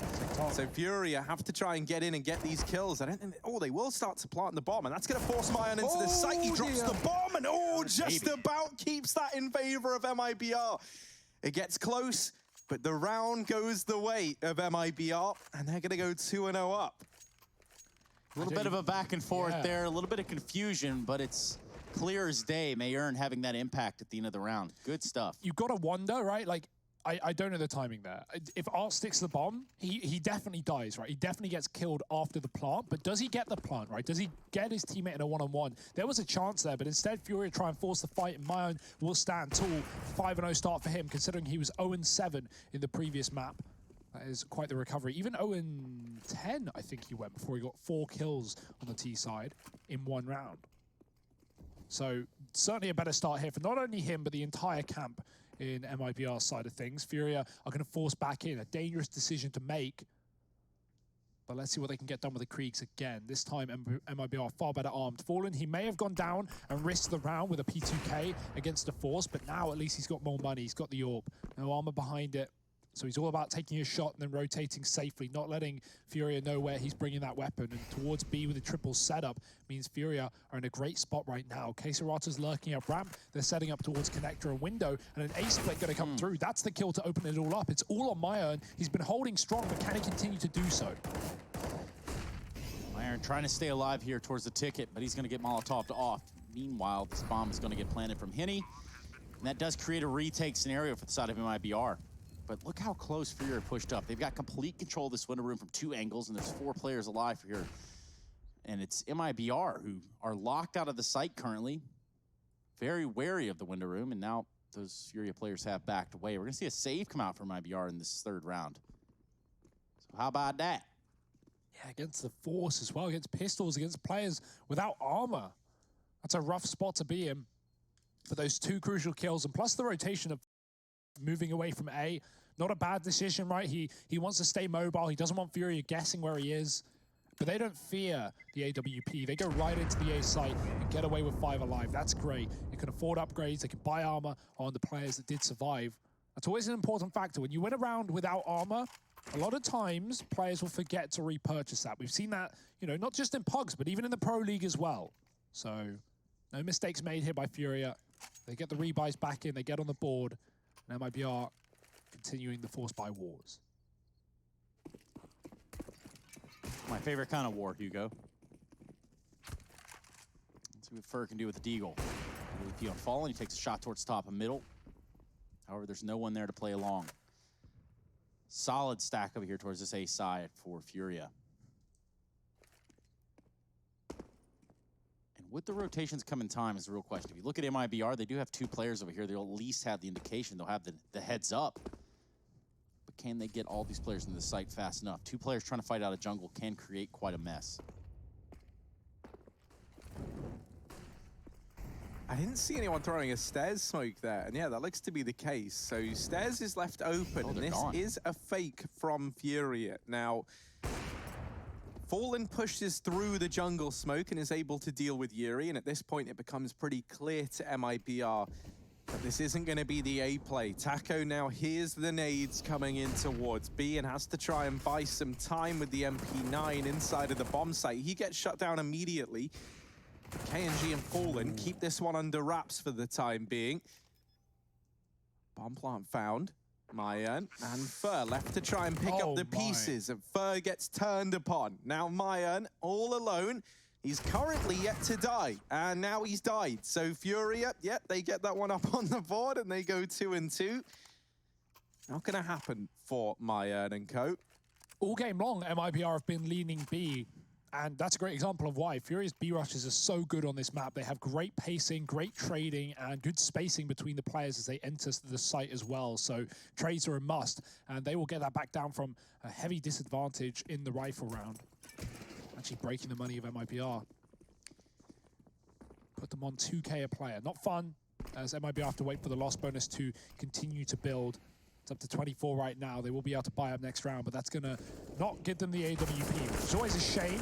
You love to see Fallen on that gun, or KNG, either or both. But right now, Art's looking for an ace. Yuri's going to yoink it out from under, and Furia, it's a nice clean round from them. No deaths. Yeah, you could see the idea there from MiBr. It looked like they wanted to fight in the middle, and with those pistols, it might have given them a chance. However, it just wasn't on the cards for them.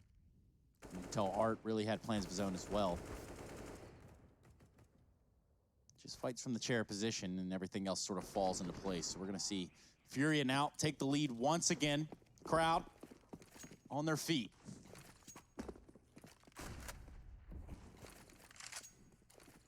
Or who will stand tall in this round? For MiBr, you wonder. Boost up in the ladder room, I like that idea. Fast way to get in position, knowing the window's going to get smoked out by Furia, so they do get given the mid-control. Henny and KsGo looking after that with a man up top in the palace. I think rather that is KsGo. It's Vinny in middle. The 0-8s elude me again on the Vinny map. The Vinny map. The Vinny map. I like that. Yeah, I mean, any map is a Vinny map if you're feeling it, and he certainly looks to be. He had a great previous game on Vertigo. Odds deep in B. If he finds a kill, that could be great, but Taco spotted him and got some damage off. Going to retreat safely, not wanting to give away the first pick. That is always the pain of a B player. Yeah, the bomb's so far back. So, of course, they're going to have Henny closest to it. He can probably grab it. Meanwhile, they're going to find picks throughout the map. The first one's going to be KNG. Ooh. Boost up, though, denied. Fallen's ready for it. The second jump isn't successful as falls back down lower. Yuri just going to molly it off instead, and Fallen's pushed towards the spawn. Again, leaning towards B. As you would imagine, considering this is a 4-on-4. Split 2-2 does give the window and the mid control to Furia, and look at the flanks that are going to be enabled off the back of this. MiBr have essentially just forgotten about the CT spawn. They're not watching it. Fallen's checking it on a timing in the market, but right now Furia is splitting A. They're using the jungle against MiBr. Molotov's under the balcony. 2 on the site are going to force out both these players. Fur gets burnt out alive, and there's still Mayan hiding in the smoke. They should know about it. They've got him as well. Art has been so good on these entry kills. What a powerful in-game leader. Rotation getting cut off by the AWP, and the round is done like that. Furia again on the T side, finding 4. Surgical, clinical even there from Furia. Yeah, it's sick to see, right? Like, Furia, great read on the game, great Molotovs as well to force both those A-site players out of position. And for MiBr, it's a bit of a shame, because it's like if that play comes in towards B, which I think is what they were anticipating based on the rotation of Fallen, I think there's a good chance they can find that round. Because I don't know, like Fallen holding market for that window rotation, I feel like that's a fight he can win pretty realistically. But leaving window open allows what we saw just there. Furia were able to flood into that A site from a multitude of angles, force players to take peeks, and then as the cherry on top, you have players already in position to deny the B site rotations. And so the whole round just falls apart. The moment window goes the way of Furia. And I don't think there was ever a world in which Furia Furia were just going to blindly run into a bomb site, right? Everything about that was very, very calculated. They know they made Fallen rotate away. They were anticipating that those players in the site are hidden from positions that would be opened up as a result of the window control, like from jungle and CT. And so they just Molotov the angles that kind of cover you from that area, and it flushes the players out. Now there's no money for MiBr. And so this is where Furia's lead should look to widen even further. With all that said, it's actually Fur to find the first kill in this round on the back of that Deagle. So a man advantage taken now for MiBr. Pressure's on for Furia. These rounds can slip through the net. What's running right into me? He's not going to check close, and he'll pay for it. KNG finding that kill. It's a 3-on-4 right now. MiBr on the eco, making it interesting. Taco's tagged up, and KNG's been removed. That was a rifle MiBr actually had, so now skin in the game is very much being peeled from them. It's a 3-on-3, low HP across both sides, and Furia looking for a bomb plant. If they go open, Taco can stop it, but they're getting pressured by Mayan in the spawn. He's found a kill, he gets traded. Taco left on catwalk, again looking to stop this bomb from getting planted, but it's a safe side plant. Not for long, not safe from the wall bang. Taco gonna blow Henny out of this round, and it's a 1-on-1. Molotov to cut off his rotation, but he can spam again if he pleases to, rather. Plant is in though, and he just misses the cross. Now he realizes CsGo is able to get away. Look how low Taco is, 3 HP, but he's gonna aggress this. He's came this far, he might as well go for it. CsGo on 100. It's gonna be Taco peeking from the top of the stairs with this Krieg. Little you know, CsGo finds himself just outside of the Tetris area, and that one was already stacked against Epitacio, but man, he does stop that initial planner. And you know, that's gotta feel good. You gotta really be feeling yourself there, and then ultimately when it all falls apart, well, how do you feel then, Harry? Yeah, I don't think you feel that bad if you're MiBr. You only have pistols into that round. It's a shame that it gets so close and they don't get it across the line. But that's not what you can't focus on that if you're MiBr. You weren't expected to win that round. And so you do a lot of damage. And as you were talking about back on Vertigo, that's kind of what matters most here for MiBr, with the loss bonus tipping in their favor. If they want to make this comeback happen late in this first half, a very important thing is being kind of neck and neck in terms of the money. And that round has at least helped them set up that position. They're not there yet, but now it's attainable. Now it's within reach. And there is still a chance for MiBr to get this game back under control. Or do Furia want to give that control? Not in middle, at least. The smoke down in the window, another one towards the connector flash, rather. Molly also lands as Furia clear out positions that MiBr could be sitting around him. Maybe boosting back into the window. It's been successful for them in the past. Fallen has not been able to really deal with that one, and so he's on the A site this time. Fur is tasked with the jungle control, but again, window given up. It's a connector contact for Furia with 3. Fur waits, there's a crossfire available. If he calls for it, KNG can swing off the back of this catwalk and do significant damage, but ooh, there's a gap. There's a timing, but he almost catches Fur, swapping sides of the smoke as he deploys a new one.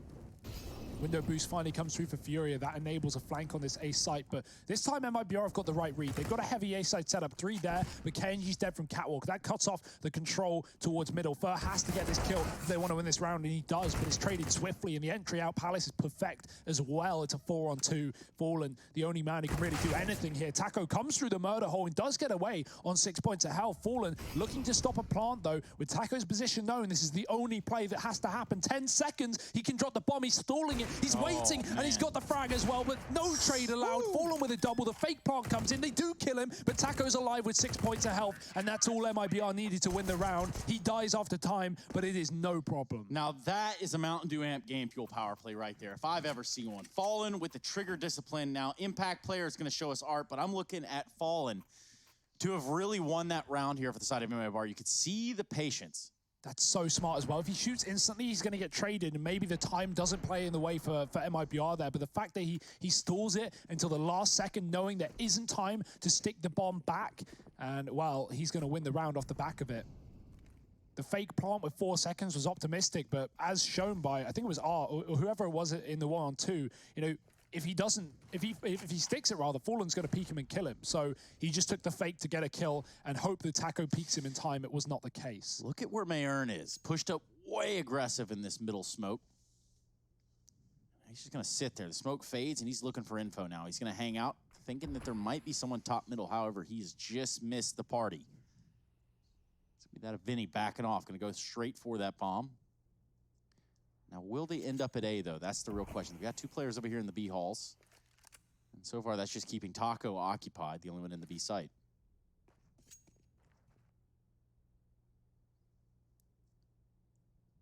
But here we go. All 5 players setting themselves up for an A hit for the side of Furia. Yeah, this is a good read as well, right? They know that with no one surviving for MiBr in that last round, their buy is going to be terrible here. And they're right. I mean, it's mostly FAMASes for the CT side. And in terms of utility, not just to slow down this site take, but to actually get MiBr back into the A site, well, they're kind of relying on nothing. So Fur has to deliver a big performance here with the FAMAS inside of the site, and he only gets 1. MiBr, how do they want to play this? Through the smoke, Fallen drops Vinny, and that's the bomb dropped over. KNG gets another. Henny and Cesarato. They've managed to make it a 2-on-3. Henny goes for the no-scope, and it's not able to connect. Cesarato, now they know where he resides, and Henny's trying to deal with the man on stairs. Will manage it. 7 seconds, though, and the bomb is dropped in front of CT. These kills have got to come in, and they're not going to in time. It's another round 1 through time for MiBr as they take a 4th. Yeah, very frustrating into that round. Maybe you'll agree with me, Hugo. You look at that, they do everything they can do to kill the player on the top of stairs, and then they have to focus their attention towards CT. And with that bomb getting dropped, that was pretty much the end of that. It was pretty much disaster at that point. That is one of the worries of the A site, right? When you don't have those like standard execute smokes going down jungle, CT, and stairs, and then plant in that, you're going to be left in a really rough spot. The plants are all open to multiple perspectives: palace, ramp, connector, jungle, CT. I mean, stairs. Like, you're not safe if you don't have smokes. And so Furia leaving these rounds so late is really coming back to bite them. MiBr stalling in the CT spawn very well, as Taco did in the round prior to survive the one-on-one against Art. Now Furia are forcing, and they're rushing B. Mac 10's in play with an AWP, and Taco's going to get overwhelmed for only 1 kill from Vinny. Double trade back from KNG, and the B site's been conceded. There's a really good opportunity here for Furia, especially with this AWP in the post plant. Henny could find a whole lot. Yeah, we're looking at a bomb plan here. It's going to be going down. Art's going to push himself real close. Only won the Tech Nina. And perhaps they're going to walk right into him. Doesn't stand a chance in hell. Somehow Fallen hits that. Looked like midair. Maybe he was on the trash can. Either way, Henny bringing out from jail. Looks for another kill. Can't seem to find him to MiBr. That's going to leave a 1v1. Yuri Fallen going toe-to-toe, and Fallen does fall. That leaves a 6th one on the board for Furia. Good stuff overall, and a good way to lock out MiBr that site there early on before the plant. Just so aggressive off Furia, especially in those post plants. Look at Yuri just pivoting on the site, taking every fight he can. Fallen might think he has an opportunity to just wait in the one-on-one, and you know, wait for Yuri to make a mistake, but just wide swinging into the fight and getting the immediate headshot. That's excellent stuff. That's the aggressive, confident playstyle that put Furia on the map to begin with. And well, 6-4 up right now, a map up in this series, a tactical pause, and no money for MiBr. Furia stay on the map. Yes, that is a U.S. Air Force tactical timeout, or if you want to say it this way, is a tactical timeout brought to you by the U.S. Air Force. Really and truly, I think you get the message. Now, what will the discussion be, though? You look over here on the side of MiBr, pistols, and, well, this is probably a round where they're going to have to risk it to get the biscuit, Harry. Yeah, and I mean, they're going to be risking it to get the biscuit, Trace, but they might get dunked on in this one. They might.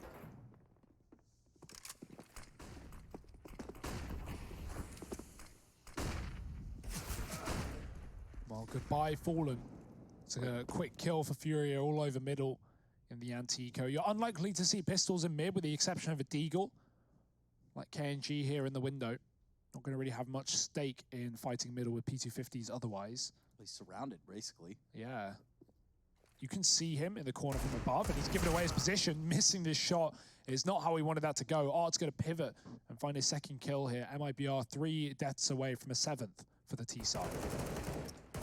Yeah. It's been a rough one. Vinny's going to chase down this frag on a Taco on the catwalk, which does create a little bit of a problem for MiBr. Does leave a B site exposed, and well, MiBr and Fur are going to try their luck at just fast flanking through these B halls. This rap could actually find something. Oh, never mind. Forget I said anything. No, hang on. No, it could. Oh, no, wait. Forget I said anything. Cesarato should have this locked down, and almost, but not quite, for now looking to get away. Oh, he's done. There's But, no way. yeah, they know that he's here. You've even got Art looking for kills. Can he do anything on this? Oh, come on. Oh, man. Well, there was an idea there. Sometimes ideas don't go to plan. The reason why I thought that could have found something is that Henny was actually holding for the T-spawn wrap that entire round from top mid. He was just looking into T-apps from top middle. And the moment he looked away was when MiBr crossed into the apartment. So I thought it was going to be the case that the Pistols were able to come in and do something, but I guess Fury are very, very aware that there's always a chance that MiBr caught the timing there. That's all CS is at the end of the day. It feels like a game of timings, right? In getting flanks and getting position. So you need to know what's being watched and when it's not. Fur is playing the time to perfection as he lets Furia run right by him in this round. Comes through the smoke with a kill. There's players all over though. Fur doubling it. Anything he finds more is going to be excellent for MiBr. Maybe a necessity at this point. Taco trades Art's one kill in the middle. This is a great round for MiBr. We need a hero, and Quesarata could be that man. Yeah, he's certainly got the apps for it.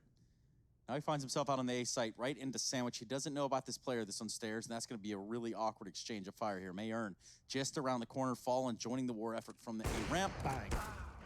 And a trade there at least, so a little bit of a saving grace. However, in a 1-on-3, bomb in hand, if he gets it planted, that's a good start. And Molotov might just stop that altogether.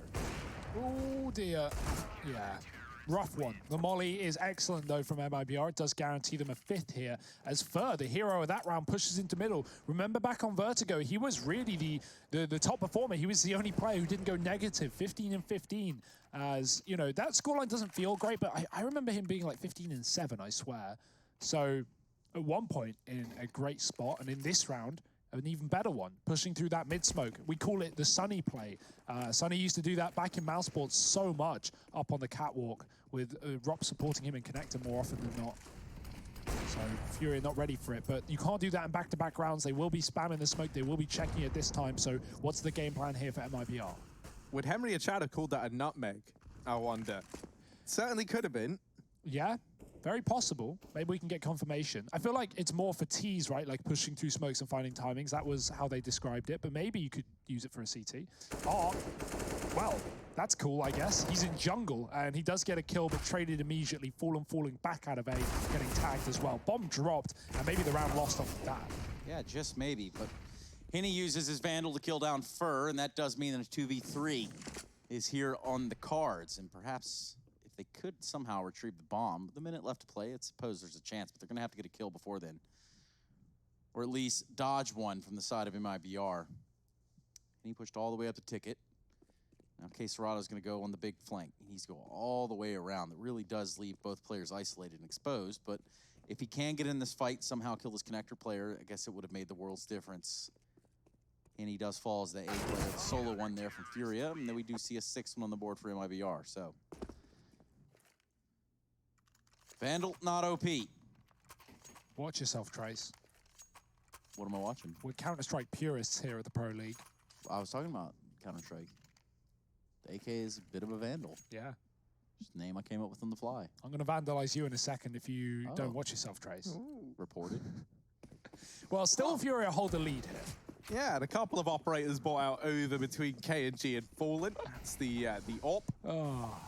Oh, yeah, it feels great, doesn't it? MiBr looking for kills, and he's going to get them high in supply. Peeking in dry, flashbang's good. And this round is quick, clean, everything in between. MiBr put themselves on 7 and tie this up here, heading into round 15. A little reminder for you folks at home who maybe didn't catch it when these two teams played the other day. Well, we had Mirage there. It was an 8-7 half in favor of MiBr on the CT side. Oh, look where we are, 7-7 right now, as MiBr look to do the same thing. Now, in that second half, Furia went 9-0 CT and they closed the map out without dropping a round. So MiBr, part of the course right now, but I'm worried about that second half, Trace. Don't you worry, little fella. We're going to see Furia try to get on this A site. So far, the kills, well, they've really gone back and forth. We're down to a 3-on-3, very low on the Furia side. Fur's going to get that peek there from the side of the stairs. Well, ultimately, that does leave the numbers in advantage of Furia. However, both MiBr players real close up in jungle, real close to just exploding on the site of Flashbang. Rolling out, and here's Taco to find the kill onto Art. Nice. Henny, what a legend, what a genius. Massive kills here for Furia. They actually find the lead at the end of the first half. Contact A plays to clean it up. Let's see if they can clean up this series as we head into their CT side. Join us after the break for what could be the 2-0.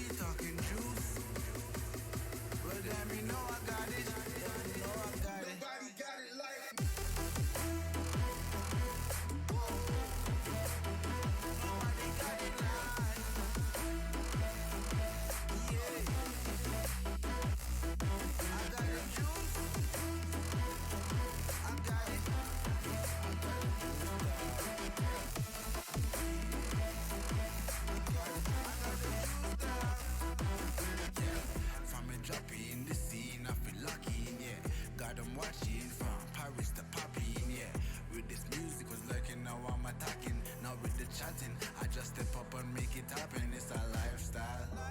Living young and restless, yeah, we quite wild. If I want it, I'ma get it talking right now. And I ain't got no regrets, it's my time now. Lights out when you see us talking moves. You don't know that's the topic. And if you talking juice, well then you know I got it. Then you know I got it. Nobody got it like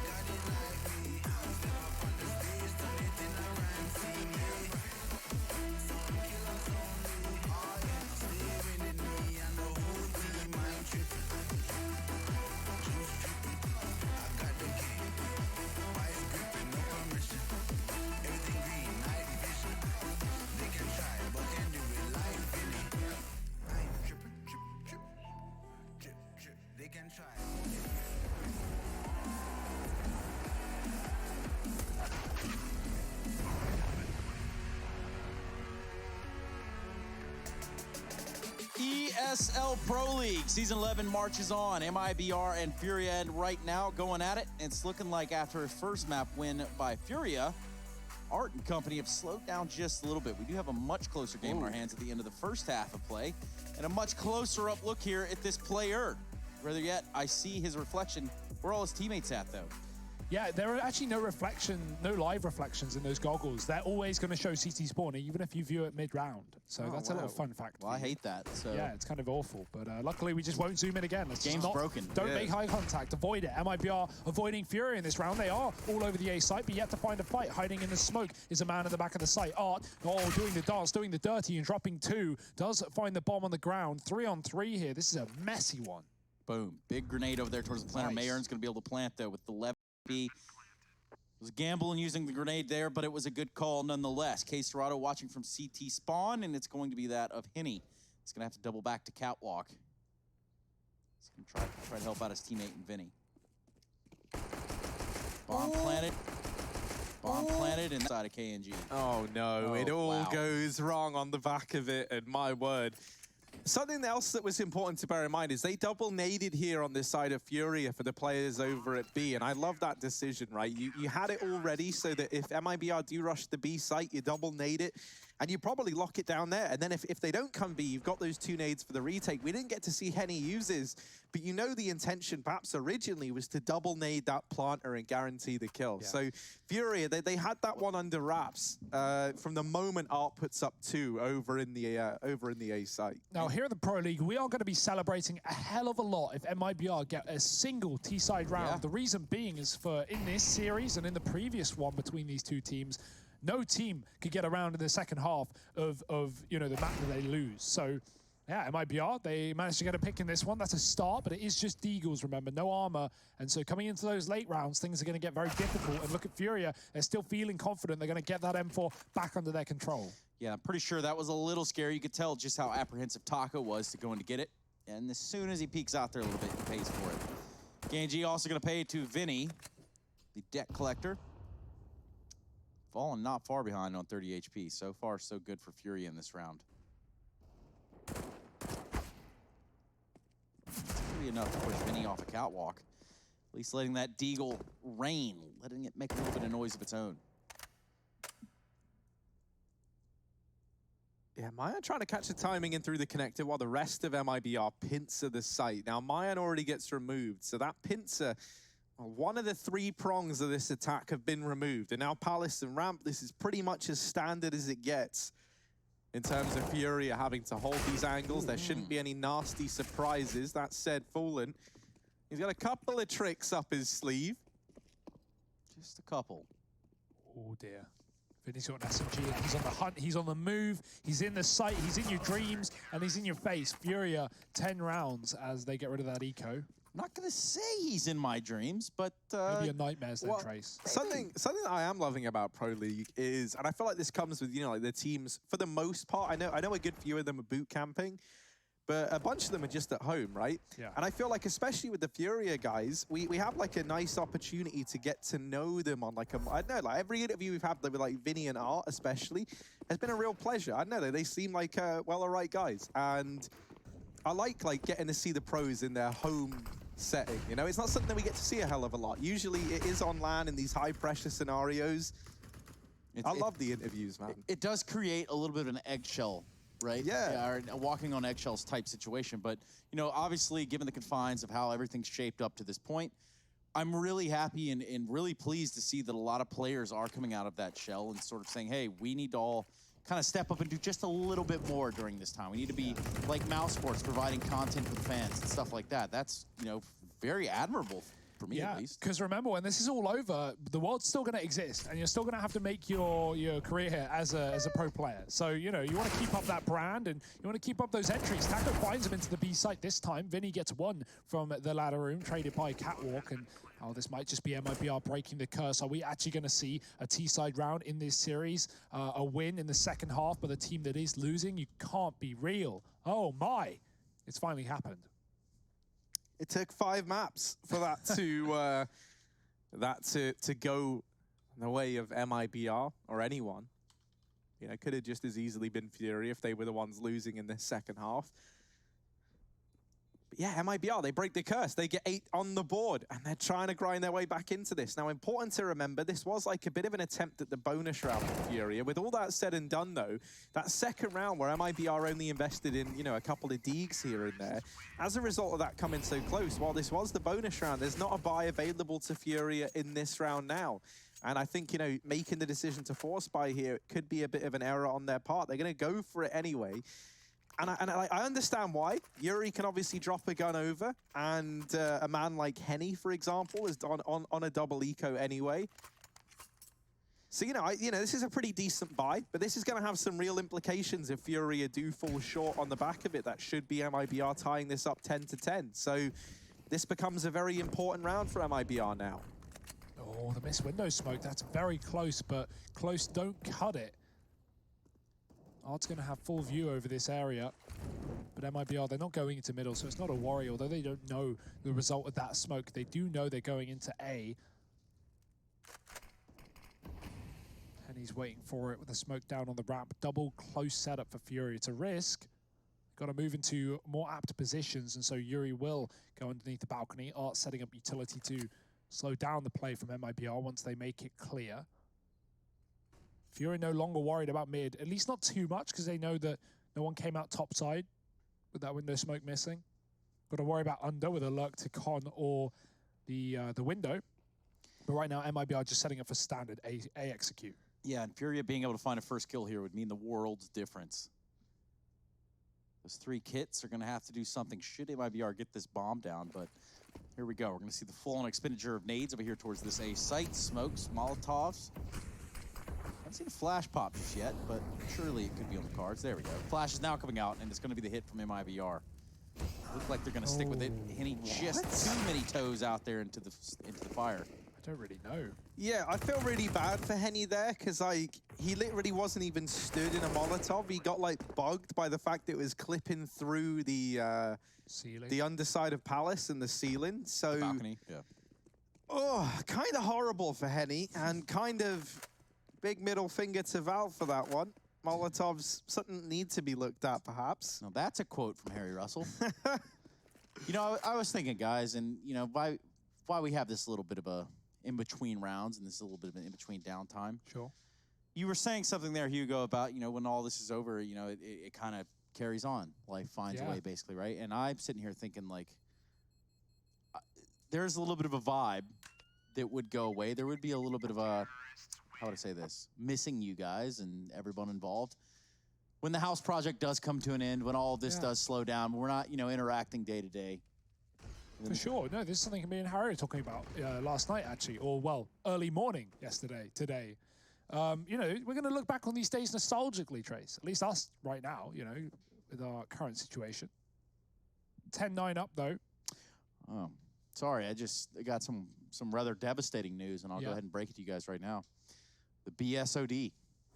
The blue screen of death there for KNG. So we're waiting for him to boot back up so we can get back in here. That would require him to start either TeamSpeak or Discord, the client, Steam, and then we should be in the game. So really and truly not that much, but as a man who's had his fair share of crashes, you know, just gotta move right past them, Trace. What can you do? A man that's had his fair share of caches too. I mean, there was that one. So what happened there, Harry? Now that wasn't scripted. You actually got cut live on stage. So what happened? Yeah, so you know, we played the pistol, and I made the decision to buy dual Berettas and a flashbang, like any good teammate would on Dust 2, right? Nitro does it all the time. Exactly. So I bought the flashes, and then we went to push B. I think it was Yanko who called that idea to go B. What a bad call. And I threw a flash that I thought was sick, and it blinded all of us, and didn't blind JKS, who was in window.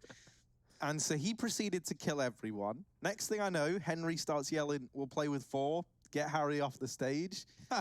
Suddenly, I hear a very familiar voice of Mr. Stewie 2K. And yeah, I mean, we all know how the rest of that went. He's got that famous line. What is it again, Harry? I think Hugo just said it, actually. Oh. Yeah. Sup? Sup, Boomich. I think it's something like that. Sup, Boomer?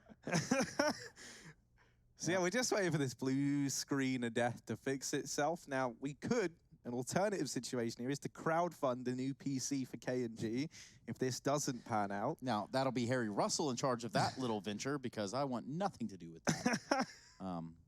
But yeah. I like to think, you know, K&G probably has cutting-edge technology in his PC, Trace. Yeah, probably. And I also like to think that we are just a few seconds from getting back in here. At least that's what I'm told in the transfer of information between League Ops and us. There's a couple different degrees of separation there just to make sure, you know, because those guys are wild. I don't know if you guys know that. They're a wild bunch. And there's a reason that these tournaments start on time. Yeah, I mean, you know, we've got our cans with string going through them that goes into the other room. And so that's how we pass information along. Yeah, there's always that weird thing. We can't pull it tight enough, but it is what it is. Sometimes a bit of dangle is okay, Trace. That's what I'm saying.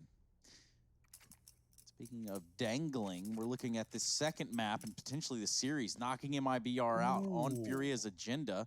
And now we're back at it. We're back into the game itself. You Yeah. can subside the Keck W's and we can begin to focus on what is another round here where we've seen a bit of a force from the side of Furia. This is interesting. They've gone for back-to-back forces on Furia's side of things. So yeah, I'm interested to see if this works out. It's a bit of a risk. It can give MiBr the lead in this game as they can go 11-10 up if they win this one round. You would assume, of course, Furia eco after that. I mean, you would also assume Furia would eco this round, but they haven't. So maybe assumptions are not the safest play when you are, in this kind of matchup. The normality goes out the window and into the wall. CsGo flashed in the connector, will smoke himself off to hold on to this position. MiBr are coming in though with a Molotov, and a player in the T-spawn does actually catch wind of aggression towards the ramp side for Furia. They're gonna flash it, but they're not gonna fight it. Keep Taco in this position, don't give him the advantage, don't give him a pick, and MiBr are starting to realize that Furia have forced into this round. So what is their solution? Maybe B, that would be the answer with no one there for Furia. I'd like to see someone go B for Furia. I'd like to see a rotation, but the idea here is give up B. If MiBr go there, you save. If MiBr come A, well, you have a very good chance of winning things. And, well, Vinny's going to just force a fight, taking down KNG early. MiBr setting up for a cat to B play, and now you want to rotate for Furia, because now they're actually in this round, and they don't have a kit for retake. So losing B would likely put MiBr on top. Yeah, and that's the start of that right there. That first kill coming into the window room is going to open up Catwalk and a whole new set of problems here for Furia. Somehow, CsGo catches Taco looking to the connector with this SMG, and that's... Ooh, look at Art. He's ran all the way through T-spawn. He was the guy pushing Palace, and so he's coming in on this lurk very, very quickly.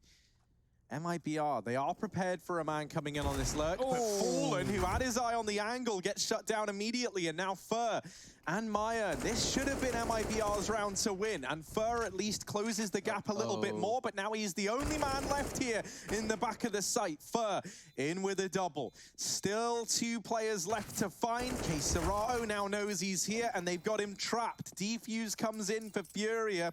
Wow. And they're going to salvage that 4-spy round. 11 now on the board. Yeah, you have to look at that push from Art. You have to think, okay, well, MiBr immediately, once that comp comes through, once he gets the 1 dig off on the player in sight, that creates just a mess of a situation for at least resituating yourself if you're MiBr within the site itself. And now wondering about how many avenues of a fight are you about to have across the board. Yeah, sick round for Furia, though. I mean, the force is risky. And that's why they were playing 5A, because they thought, if they just get B-rush, they'll just save it, and it's not a problem. They get essentially, back-to-back force-buy rounds for the price of 1. Who doesn't like a discount? But instead, they get upgrades. Krieg's given over, an AWP for Henny as well, and now Furia really in control of this second half. MiBr, of course, still have cash to buy in, but that could quickly deplete. Yeah, I feel like Furia as well are a team that you really, and this applies to pretty much any team on the CT side, but I don't know, man, like Furia feel like they've got a special way. They're not a team you want to be giving that Krieg over to. And, I think when you look at these second half victories and how in this series it's usually been flawless for the team that starts to win in the second half, I feel like the Kriegs could tie into that a hell of a lot, right? Like it makes sense. If you're on the CT side and you're finding success, you're keeping that Krieg count up, you become like a real wall. We do see a man drop from this server. Trace, you got any news as to what's going on there? That would be Fallen, and they're going to try to pick up, or at least make that all work out. We're not too far from getting back in the game, so don't you worry. You don't even have time to really go anywhere, not to the kitchen, not to the restroom. You could wash your hands. That is probably about the only acceptable form of vacating your seat at this point. We were just roughly 30 seconds. Now we should just be about ready to get it back underway. Fallen was the DC player. And now we're going to see a buy coming out here for MiBr. 3 Kriegs. Will it be a 4th? Nope. An AK. Respect. Yeah, Fur likes to keep it classic. And, he's normally the top performer for MiBr. So that's all I'll say.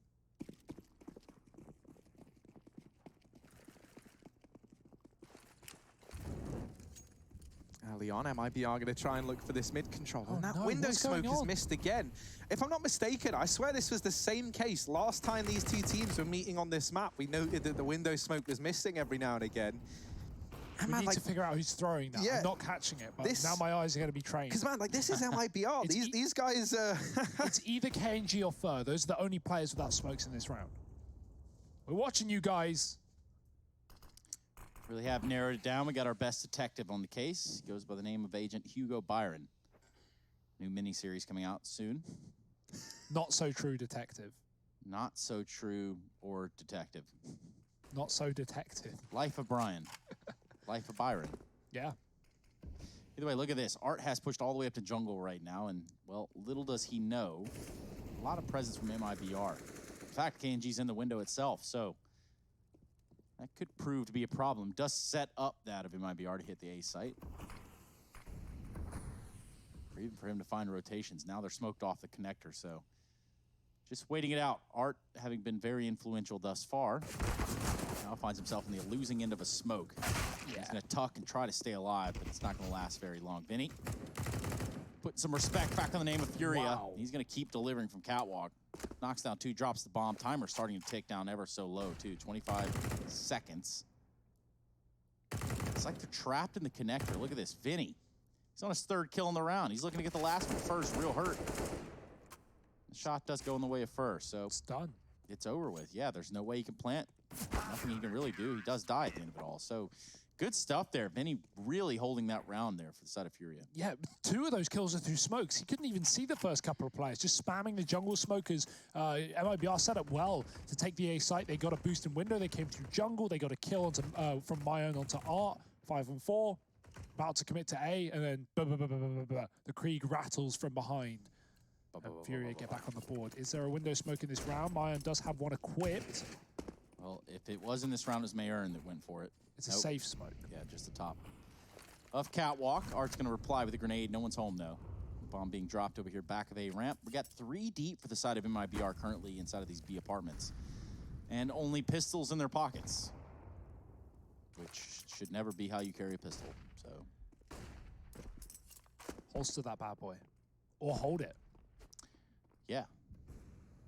Henny, he holds the line. Takes down Taco early on in this round towards... Oh dear, that's a bit of a boost. Kenji catching Art as well out of bounds. He's going to move towards the A site. That's where the bomb is coming through ramp. Yuri has to deal with that. He's the only man here right now.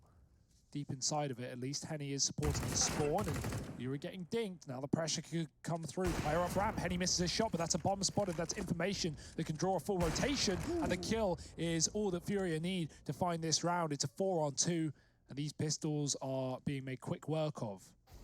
That is the case. Fur now has something to say about it himself. Gets himself an M4 after landing a deagle shot, so. Oh! Uh-oh. I love this. Oh, dear. The Glock.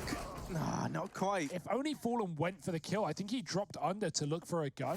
But if he went straight for the kill, he probably would have had it. The player on the site wasn't watching Palace. Or he went to check under too. I mean, they're... Yeah. Well, there was a gun under there, so it looked like he was trying to grab it, but yeah, he had a Glock. That's why he went with his knife out. Safe decision.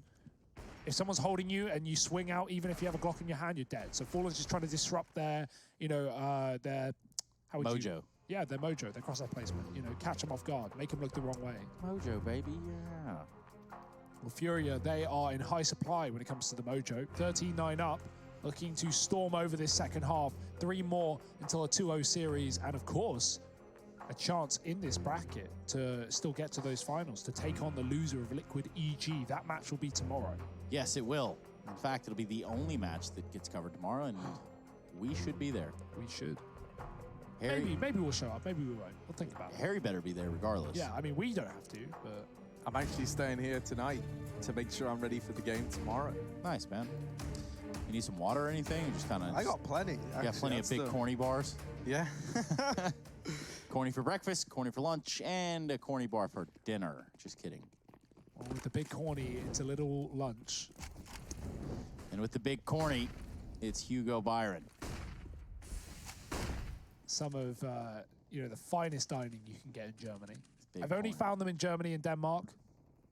Those are the only 2 countries I've stepped foot in since. I'll be honest, I never really have looked for one of those after I had the first one. Never really, Don't talk to me, Trace. Okay. Fair enough. We'll talk about the game instead. We'll talk about how this situation is do or die here for MiBr. Yeah. What happens if they lose this round? Well, I mean, they've got some loss bonus banked up at least, but you're really hinging on a bomb plant here for MiBr to be able to buy. Looking forward, and Art getting that kill is a good way to start this round. He's able to get out. Well, Vinny's just wrecked him, hasn't he? And Art burns the last guy. That happened so fast. Yeah, I want mean, to see Vinny's kills. I kind of love it there. Like, Bastion's trying his best to observe, but he stays on the guy that gets all the kills. But, you know, they just come through on the Molotov, and Art does it so smoothly along with Vinny there, that the round is over in the blink of an eye. And so now MiBr, that kind of horrible scenario we were talking about, where heading into this, they've got next to nothing to work with, up against 14 for Furia, and this is the buy. That's it. You know, this is as good as it gets for MiBr. I think Vinny might have even, like, wallbanged the wood. No, surely not. The first kill wasn't a wallbang, so ignore me. But yeah, he got 2 kills in, like, 1 bullet. Yuri can't see Taco through the Molotov. Those flames have a bit of incandescence, you could even say. Shot. Oh, that one okay. is Art. Hello, he's come to life on this A site. Yeah, that smoke. He's had to retreat, and he does show his face again, this time on the top of Balk. AWP underneath Balk, not known for its longevity. It's MiBr that's going to make sure that Art has nothing else to say. This would be a big round for MiBr to grab in terms of picking up this map. And that's not what you wanted right there if you're an MiBr fan. No, they're trapped. The man that we're relying on now is Fur. He's got to provide everything in this round, it feels like. And there's the kill from him on this wrap round. Vinny is now stuck between a rock and a hard place. Vinny, though, showing that he just isn't the man to underestimate. Still bested by Fallen in the head-to-head. MiBr narrowly get that 10th round on the board. Considering they go into that, though, investing everything. They only have AKs. They only have, you know, a collection of Deegs alongside it. That's a stellar result for MiBr to keep the fire burning here in the server. 10-14 now, and a chance at this comeback. This investment for Furia gonna feel lacking. And a US Air Force tactical timeout called on in. Yeah, you can see why. Furia right here at the end of the road, end of the show. Just need 2 rounds to put MiBr out of Season 11 of ESL Pro League. And those are the implications that we have in our hand now. Henny, certainly a player that's been impactful. We look at him right now at 20 and 10. It's the player that you want to keep the AWP in his hands, albeit did miss that shot there onto the T ramp of A in the last round, but really didn't pan out there anyway. We're back off to the races. Back in business. MiBr, they are not out of this game. They have a very much viable chance of winning it. Now, the window smoke does land this time. Fallen's out in middle, so there's already improvements being made, but as I say that, things are getting stripped away. Third drop from under Henny. How does he escape? He goes back for more, and maybe he should have taken his route out while he had it. KNG finding that kill. Art's flanked underpass as well. This is a mess. Vinny's holding on to connector. He's got that frag for free. As messy as it does look, the bomb's been found. Art's been spotted. Fallen. He just saw the hand. But Art also knows. He's got away. The double scope. Oh dear, it's messy. It's messy. But MiBr, they've at least got the bomb. And a man advantage now for Furia. Vinny gonna take position over here in the Palace. Oh, here comes Taco though on 19 HP. This SMG could be enough, and it is. Vinny retrieves the AK, and he's gonna get out of dodge. Just falling to MiBr after that weird sort of skirmish we got to see towards TV's room. Yeah, the horrible thing for Fallen here is he's got to clear all these apartments angles. And oh no, MiBr doesn't spot Art. At least for Fallen now, he knows one of these players that went aggressive has been spotted. But you can see he's got to be so careful. And this has really slowed down his ability to get into this site. And now Fallen only just arriving in a 1v4 to try and keep the dream alive. Lands a tag. That nade might finish the job. And Fallen! Lands that shot onto Art somehow, some way. And come on, Fallen. You've landed 2 impeccable shots to get this down to a 1v2. He's dealt with half of the opponents that are up against him. And now just Yuri and Vinny to beat. Fallen on the other side. The bomb planted. It's Furia on the clock. Yuri and Vinny slowly but surely getting out through the market. Fallen gonna clear the back line. Now he knows there's nobody here. Starts to turn his attention back towards the bomb site. They tap the bomb, but Vinny gets deleted. And Fallen, now just one man left to beat. This would be an impeccable clutch. He's tagged down low, but he's able to get away. And MiBr, they get the 11th round.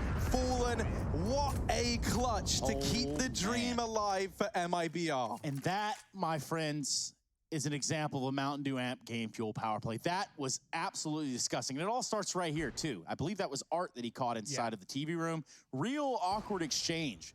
But then he just takes it into his own hands here, Hugo. He gets the tag, he finishes the job with a grenade, he falls on the head of a man inside of the site. I think that was Art as well, and does the dirty. I love the cat plant as well. Fallen plants 4 catwalk and then runs up to the apartments. He can just see the player on the defuse there, and MiBr, they have been given a lifeline. They have been given a chance here. Yuri wants to take it away. He's got that save gun, and he's gifted one to Art with the Palace push. MiBr, they're not out of the hot woods yet. They're still in hot water, rather. They cannot afford to lose this round.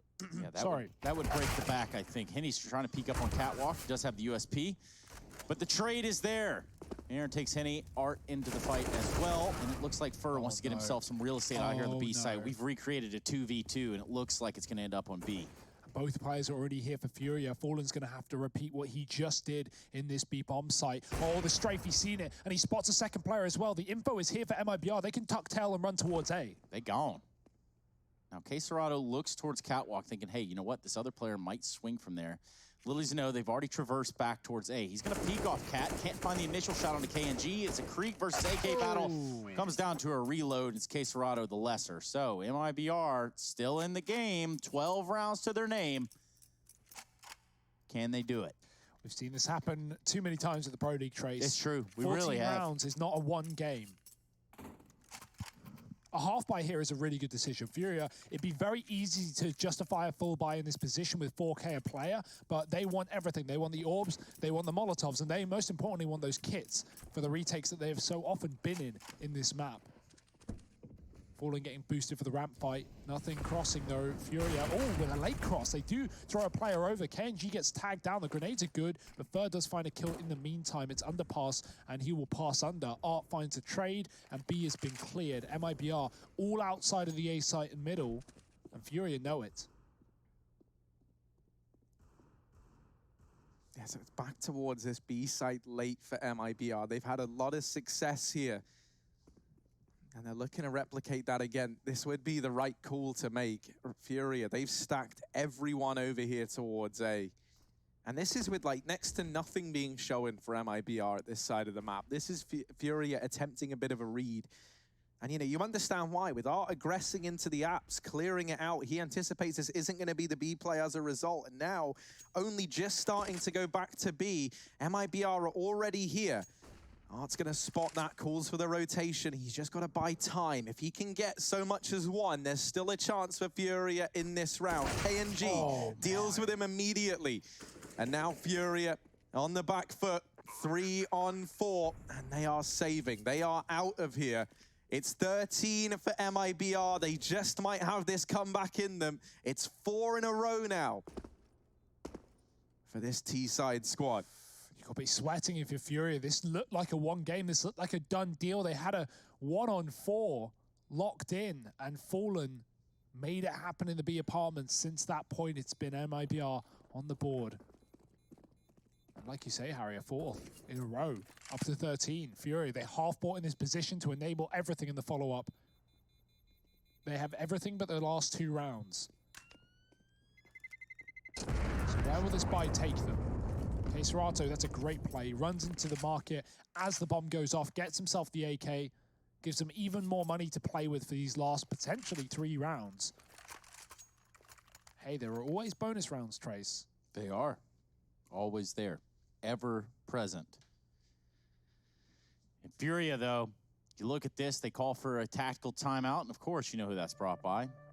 The old U.S. Air Force.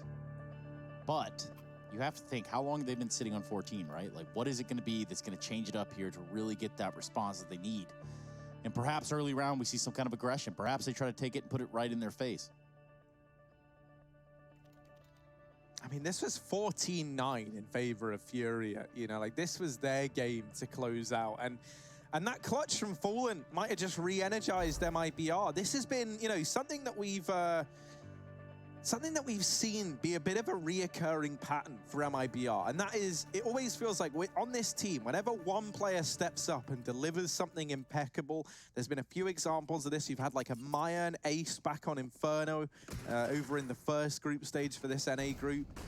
You know, we've had Fur with some big clutches, and whenever this happens, it feels like the whole squad gets a confidence boost on the back of it. Furia, they've done what they couldn't afford to do, and that is let MiBr start to build back into this game. And this could be one of their final chances to regain control here on this second map. And you can see how desperate they are to regain control. Furia keep pushing because it's what has got them to this place in the first place. But now MiBr are running passive defaults. They're holding for these plays. You see that Krieg of KNG spot the ramp aggression and he gets a bit of damage off. Art won't commit, luckily enough, but it just shows the pressure that Furia are feeling in this moment. So MiBr, if they keep holding these slow rounds, they might be able to get Furia, you know, forcing fights that aren't favorable. It's quite the alliteration, but it is a situation that we're in. Well, even the fight that they try to force early on, I see that it was Art, I believe, that took damage there on this A-ramp fight. It's KNG holding fast. The fact they don't commit to that, try to make something out of it, leads me to believe that this one, you know, still does have a little bit of Furia written all over. We're going to see some set piece as smokes come out over here on the side of MiBr towards this A site. 3 to start things off. They're going to get a Molotov into Sandwich. So far, there's been a little bit of damage the other way, though. Oh, no, through the smoke, through the flames, into the firing line. Yuri's got 3. Bomb drop. Taco does trade for 2, but the AWP is going to hold him off from doing much more. KNG has got to pull out a classic clutch with only 18 seconds left. He's first got to get the bomb, and only 1 flashbang. He's looking to force kills. He's not even thinking about the plant, and at this point, it might just be done. Where can he even plant safely? It's a fake. He gets tagged. He fires back. He's down to A. There's a repeat, but no ammo. Has to stick the bomb. He will get away with it, but Serato spams in through the wall, and that was a must-win round. Furia had nothing left in the bank, but they have just saved their own lives in this map. 15 rounds, and they've broken MiBr with it. Yeah, they've guaranteed themselves at least overtime should MiBr be able to push it those remaining 2 rounds. Really just 1 for Furia will do it. It will knock MiBr out of the ESL Pro League Season 11, and Furia will be able to march on here in the slower bracket. This is going to be heartbreaking for MiBr as well. You know, like this is a game that they've clawed their way back into, a series that it felt like was written off after a dominant victory back on Vertigo. Fallen has delivered a hell of a lot. Fur's been looking good all series long, and the rest of the gang are even arriving. To see it all fall apart now would be heartbreaking. Fur put up into the window, looking for an opening, and there's nobody here. For the Furia side, Yuri is spotting it. He saw him. Fair, yeah, gets the information that there's a man under. Problem he's going to have is with the MAC-10 here, struggling to find engagements. Taco will take the first man down. A man advantage now. Mayan in with another. Yuri's got to step up, and he's got to deliver because he's lost everyone else here inside of this A site. Serato now the only man remaining, and he gets put in the ground. It's 14 for MiBr. No money left on the Furia side. This game has overtime written all over it. MiBr, they're making it look doable. And we got those 30 rounds that we promised you. We got them right here. We got them right now at the Pro League. 15 to 14, as Harry said. It really is a do-or-die round for MiBr within the confines of this tournament. Maybe more. Who knows? I mean, at this point, almost definitely more, right? Furia, they've got to win a force buy with not a whole lot. Couple of guns, no kits, utilities lacking, the AWP is not there. Yuri's pushing underpass with a Galil, with a UMP rather, and he's going to kill Fur. That was a favored fight for Fur, and even though 2 players come in from under, Furia are still going to win that fight. Mayan has got to do the dirty. He's got to do the damage. He's coming in through this connector smoke. There's a player on the other side making noise. Mayan fights, and he gets away with it, but the jump is there, and Yuri keeps things active for Furia. It's a man advantage, and MiBr without the bomb with the A site. This is a mess. They have to go back for that package. It's up to Fallen to win this round late, as both KNG and Taco contact out A. And you look at this and you think, okay, well, there's still a chance. There's still a way here for MiBr. Even if they do grab this bomb, tons of time left on the clock, but it really is against them. Furia have the setup necessary to hold on to this A site. They have control of it. Oh. There you go. 3-on-2. Taco and Fallen trying to roll it back a few years. And they're ready for this. Yep, Serato is going to be here on this B site. He could prove to be a menace. Will Fallen peek out first? Yes, he will. Serato sees his shoulder. also sees the kill go his way on the kill feed. Yeah, Taco all alone to try and keep the dream burning. 1v3. And a hard round for Taco. Tries to Molotov a player out into the open, and he gets his wish, but he also gets bid farewell by Furia. 16-14. We go the distance on Mirage, but in the end, Furia send MiBr home. Furia, they take it 16-14. It goes the distance, but they've locked in their spot to play versus the loser of Team Liquid versus EG. Furia looking good, and a heartbreaking loss for MiBr. We'll be back after a quick break to talk about what this means in the grand scheme of the NA group of ESL Pro League.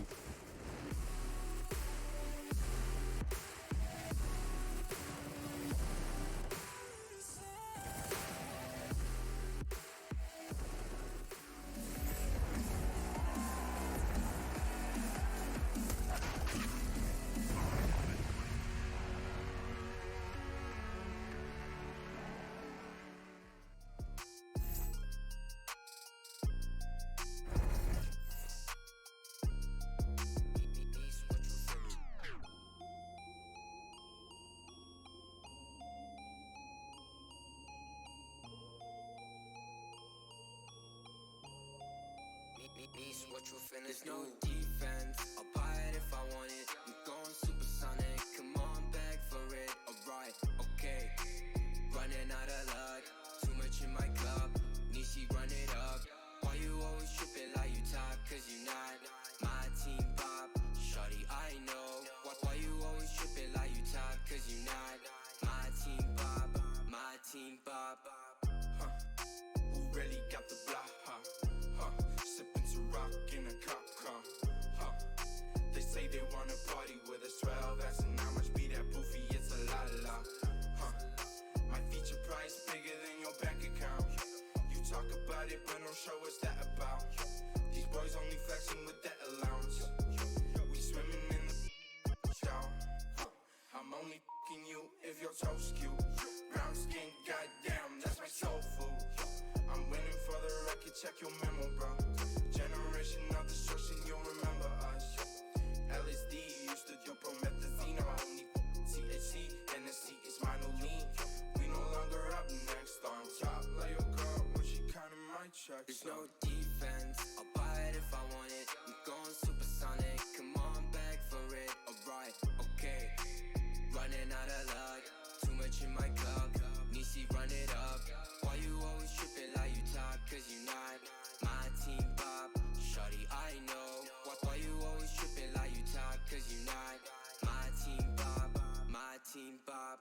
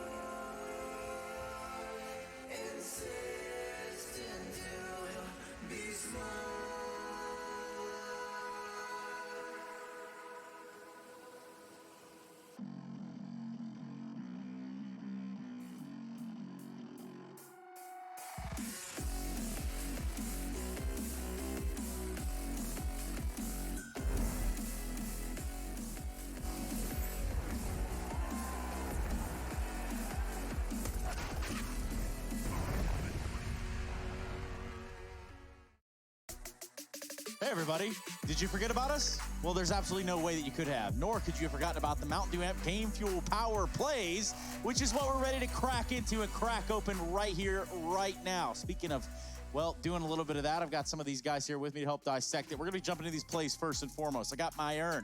He's the first one that we're gonna be taking a look at here. Let's talk a little bit about his impact so far with MiBr.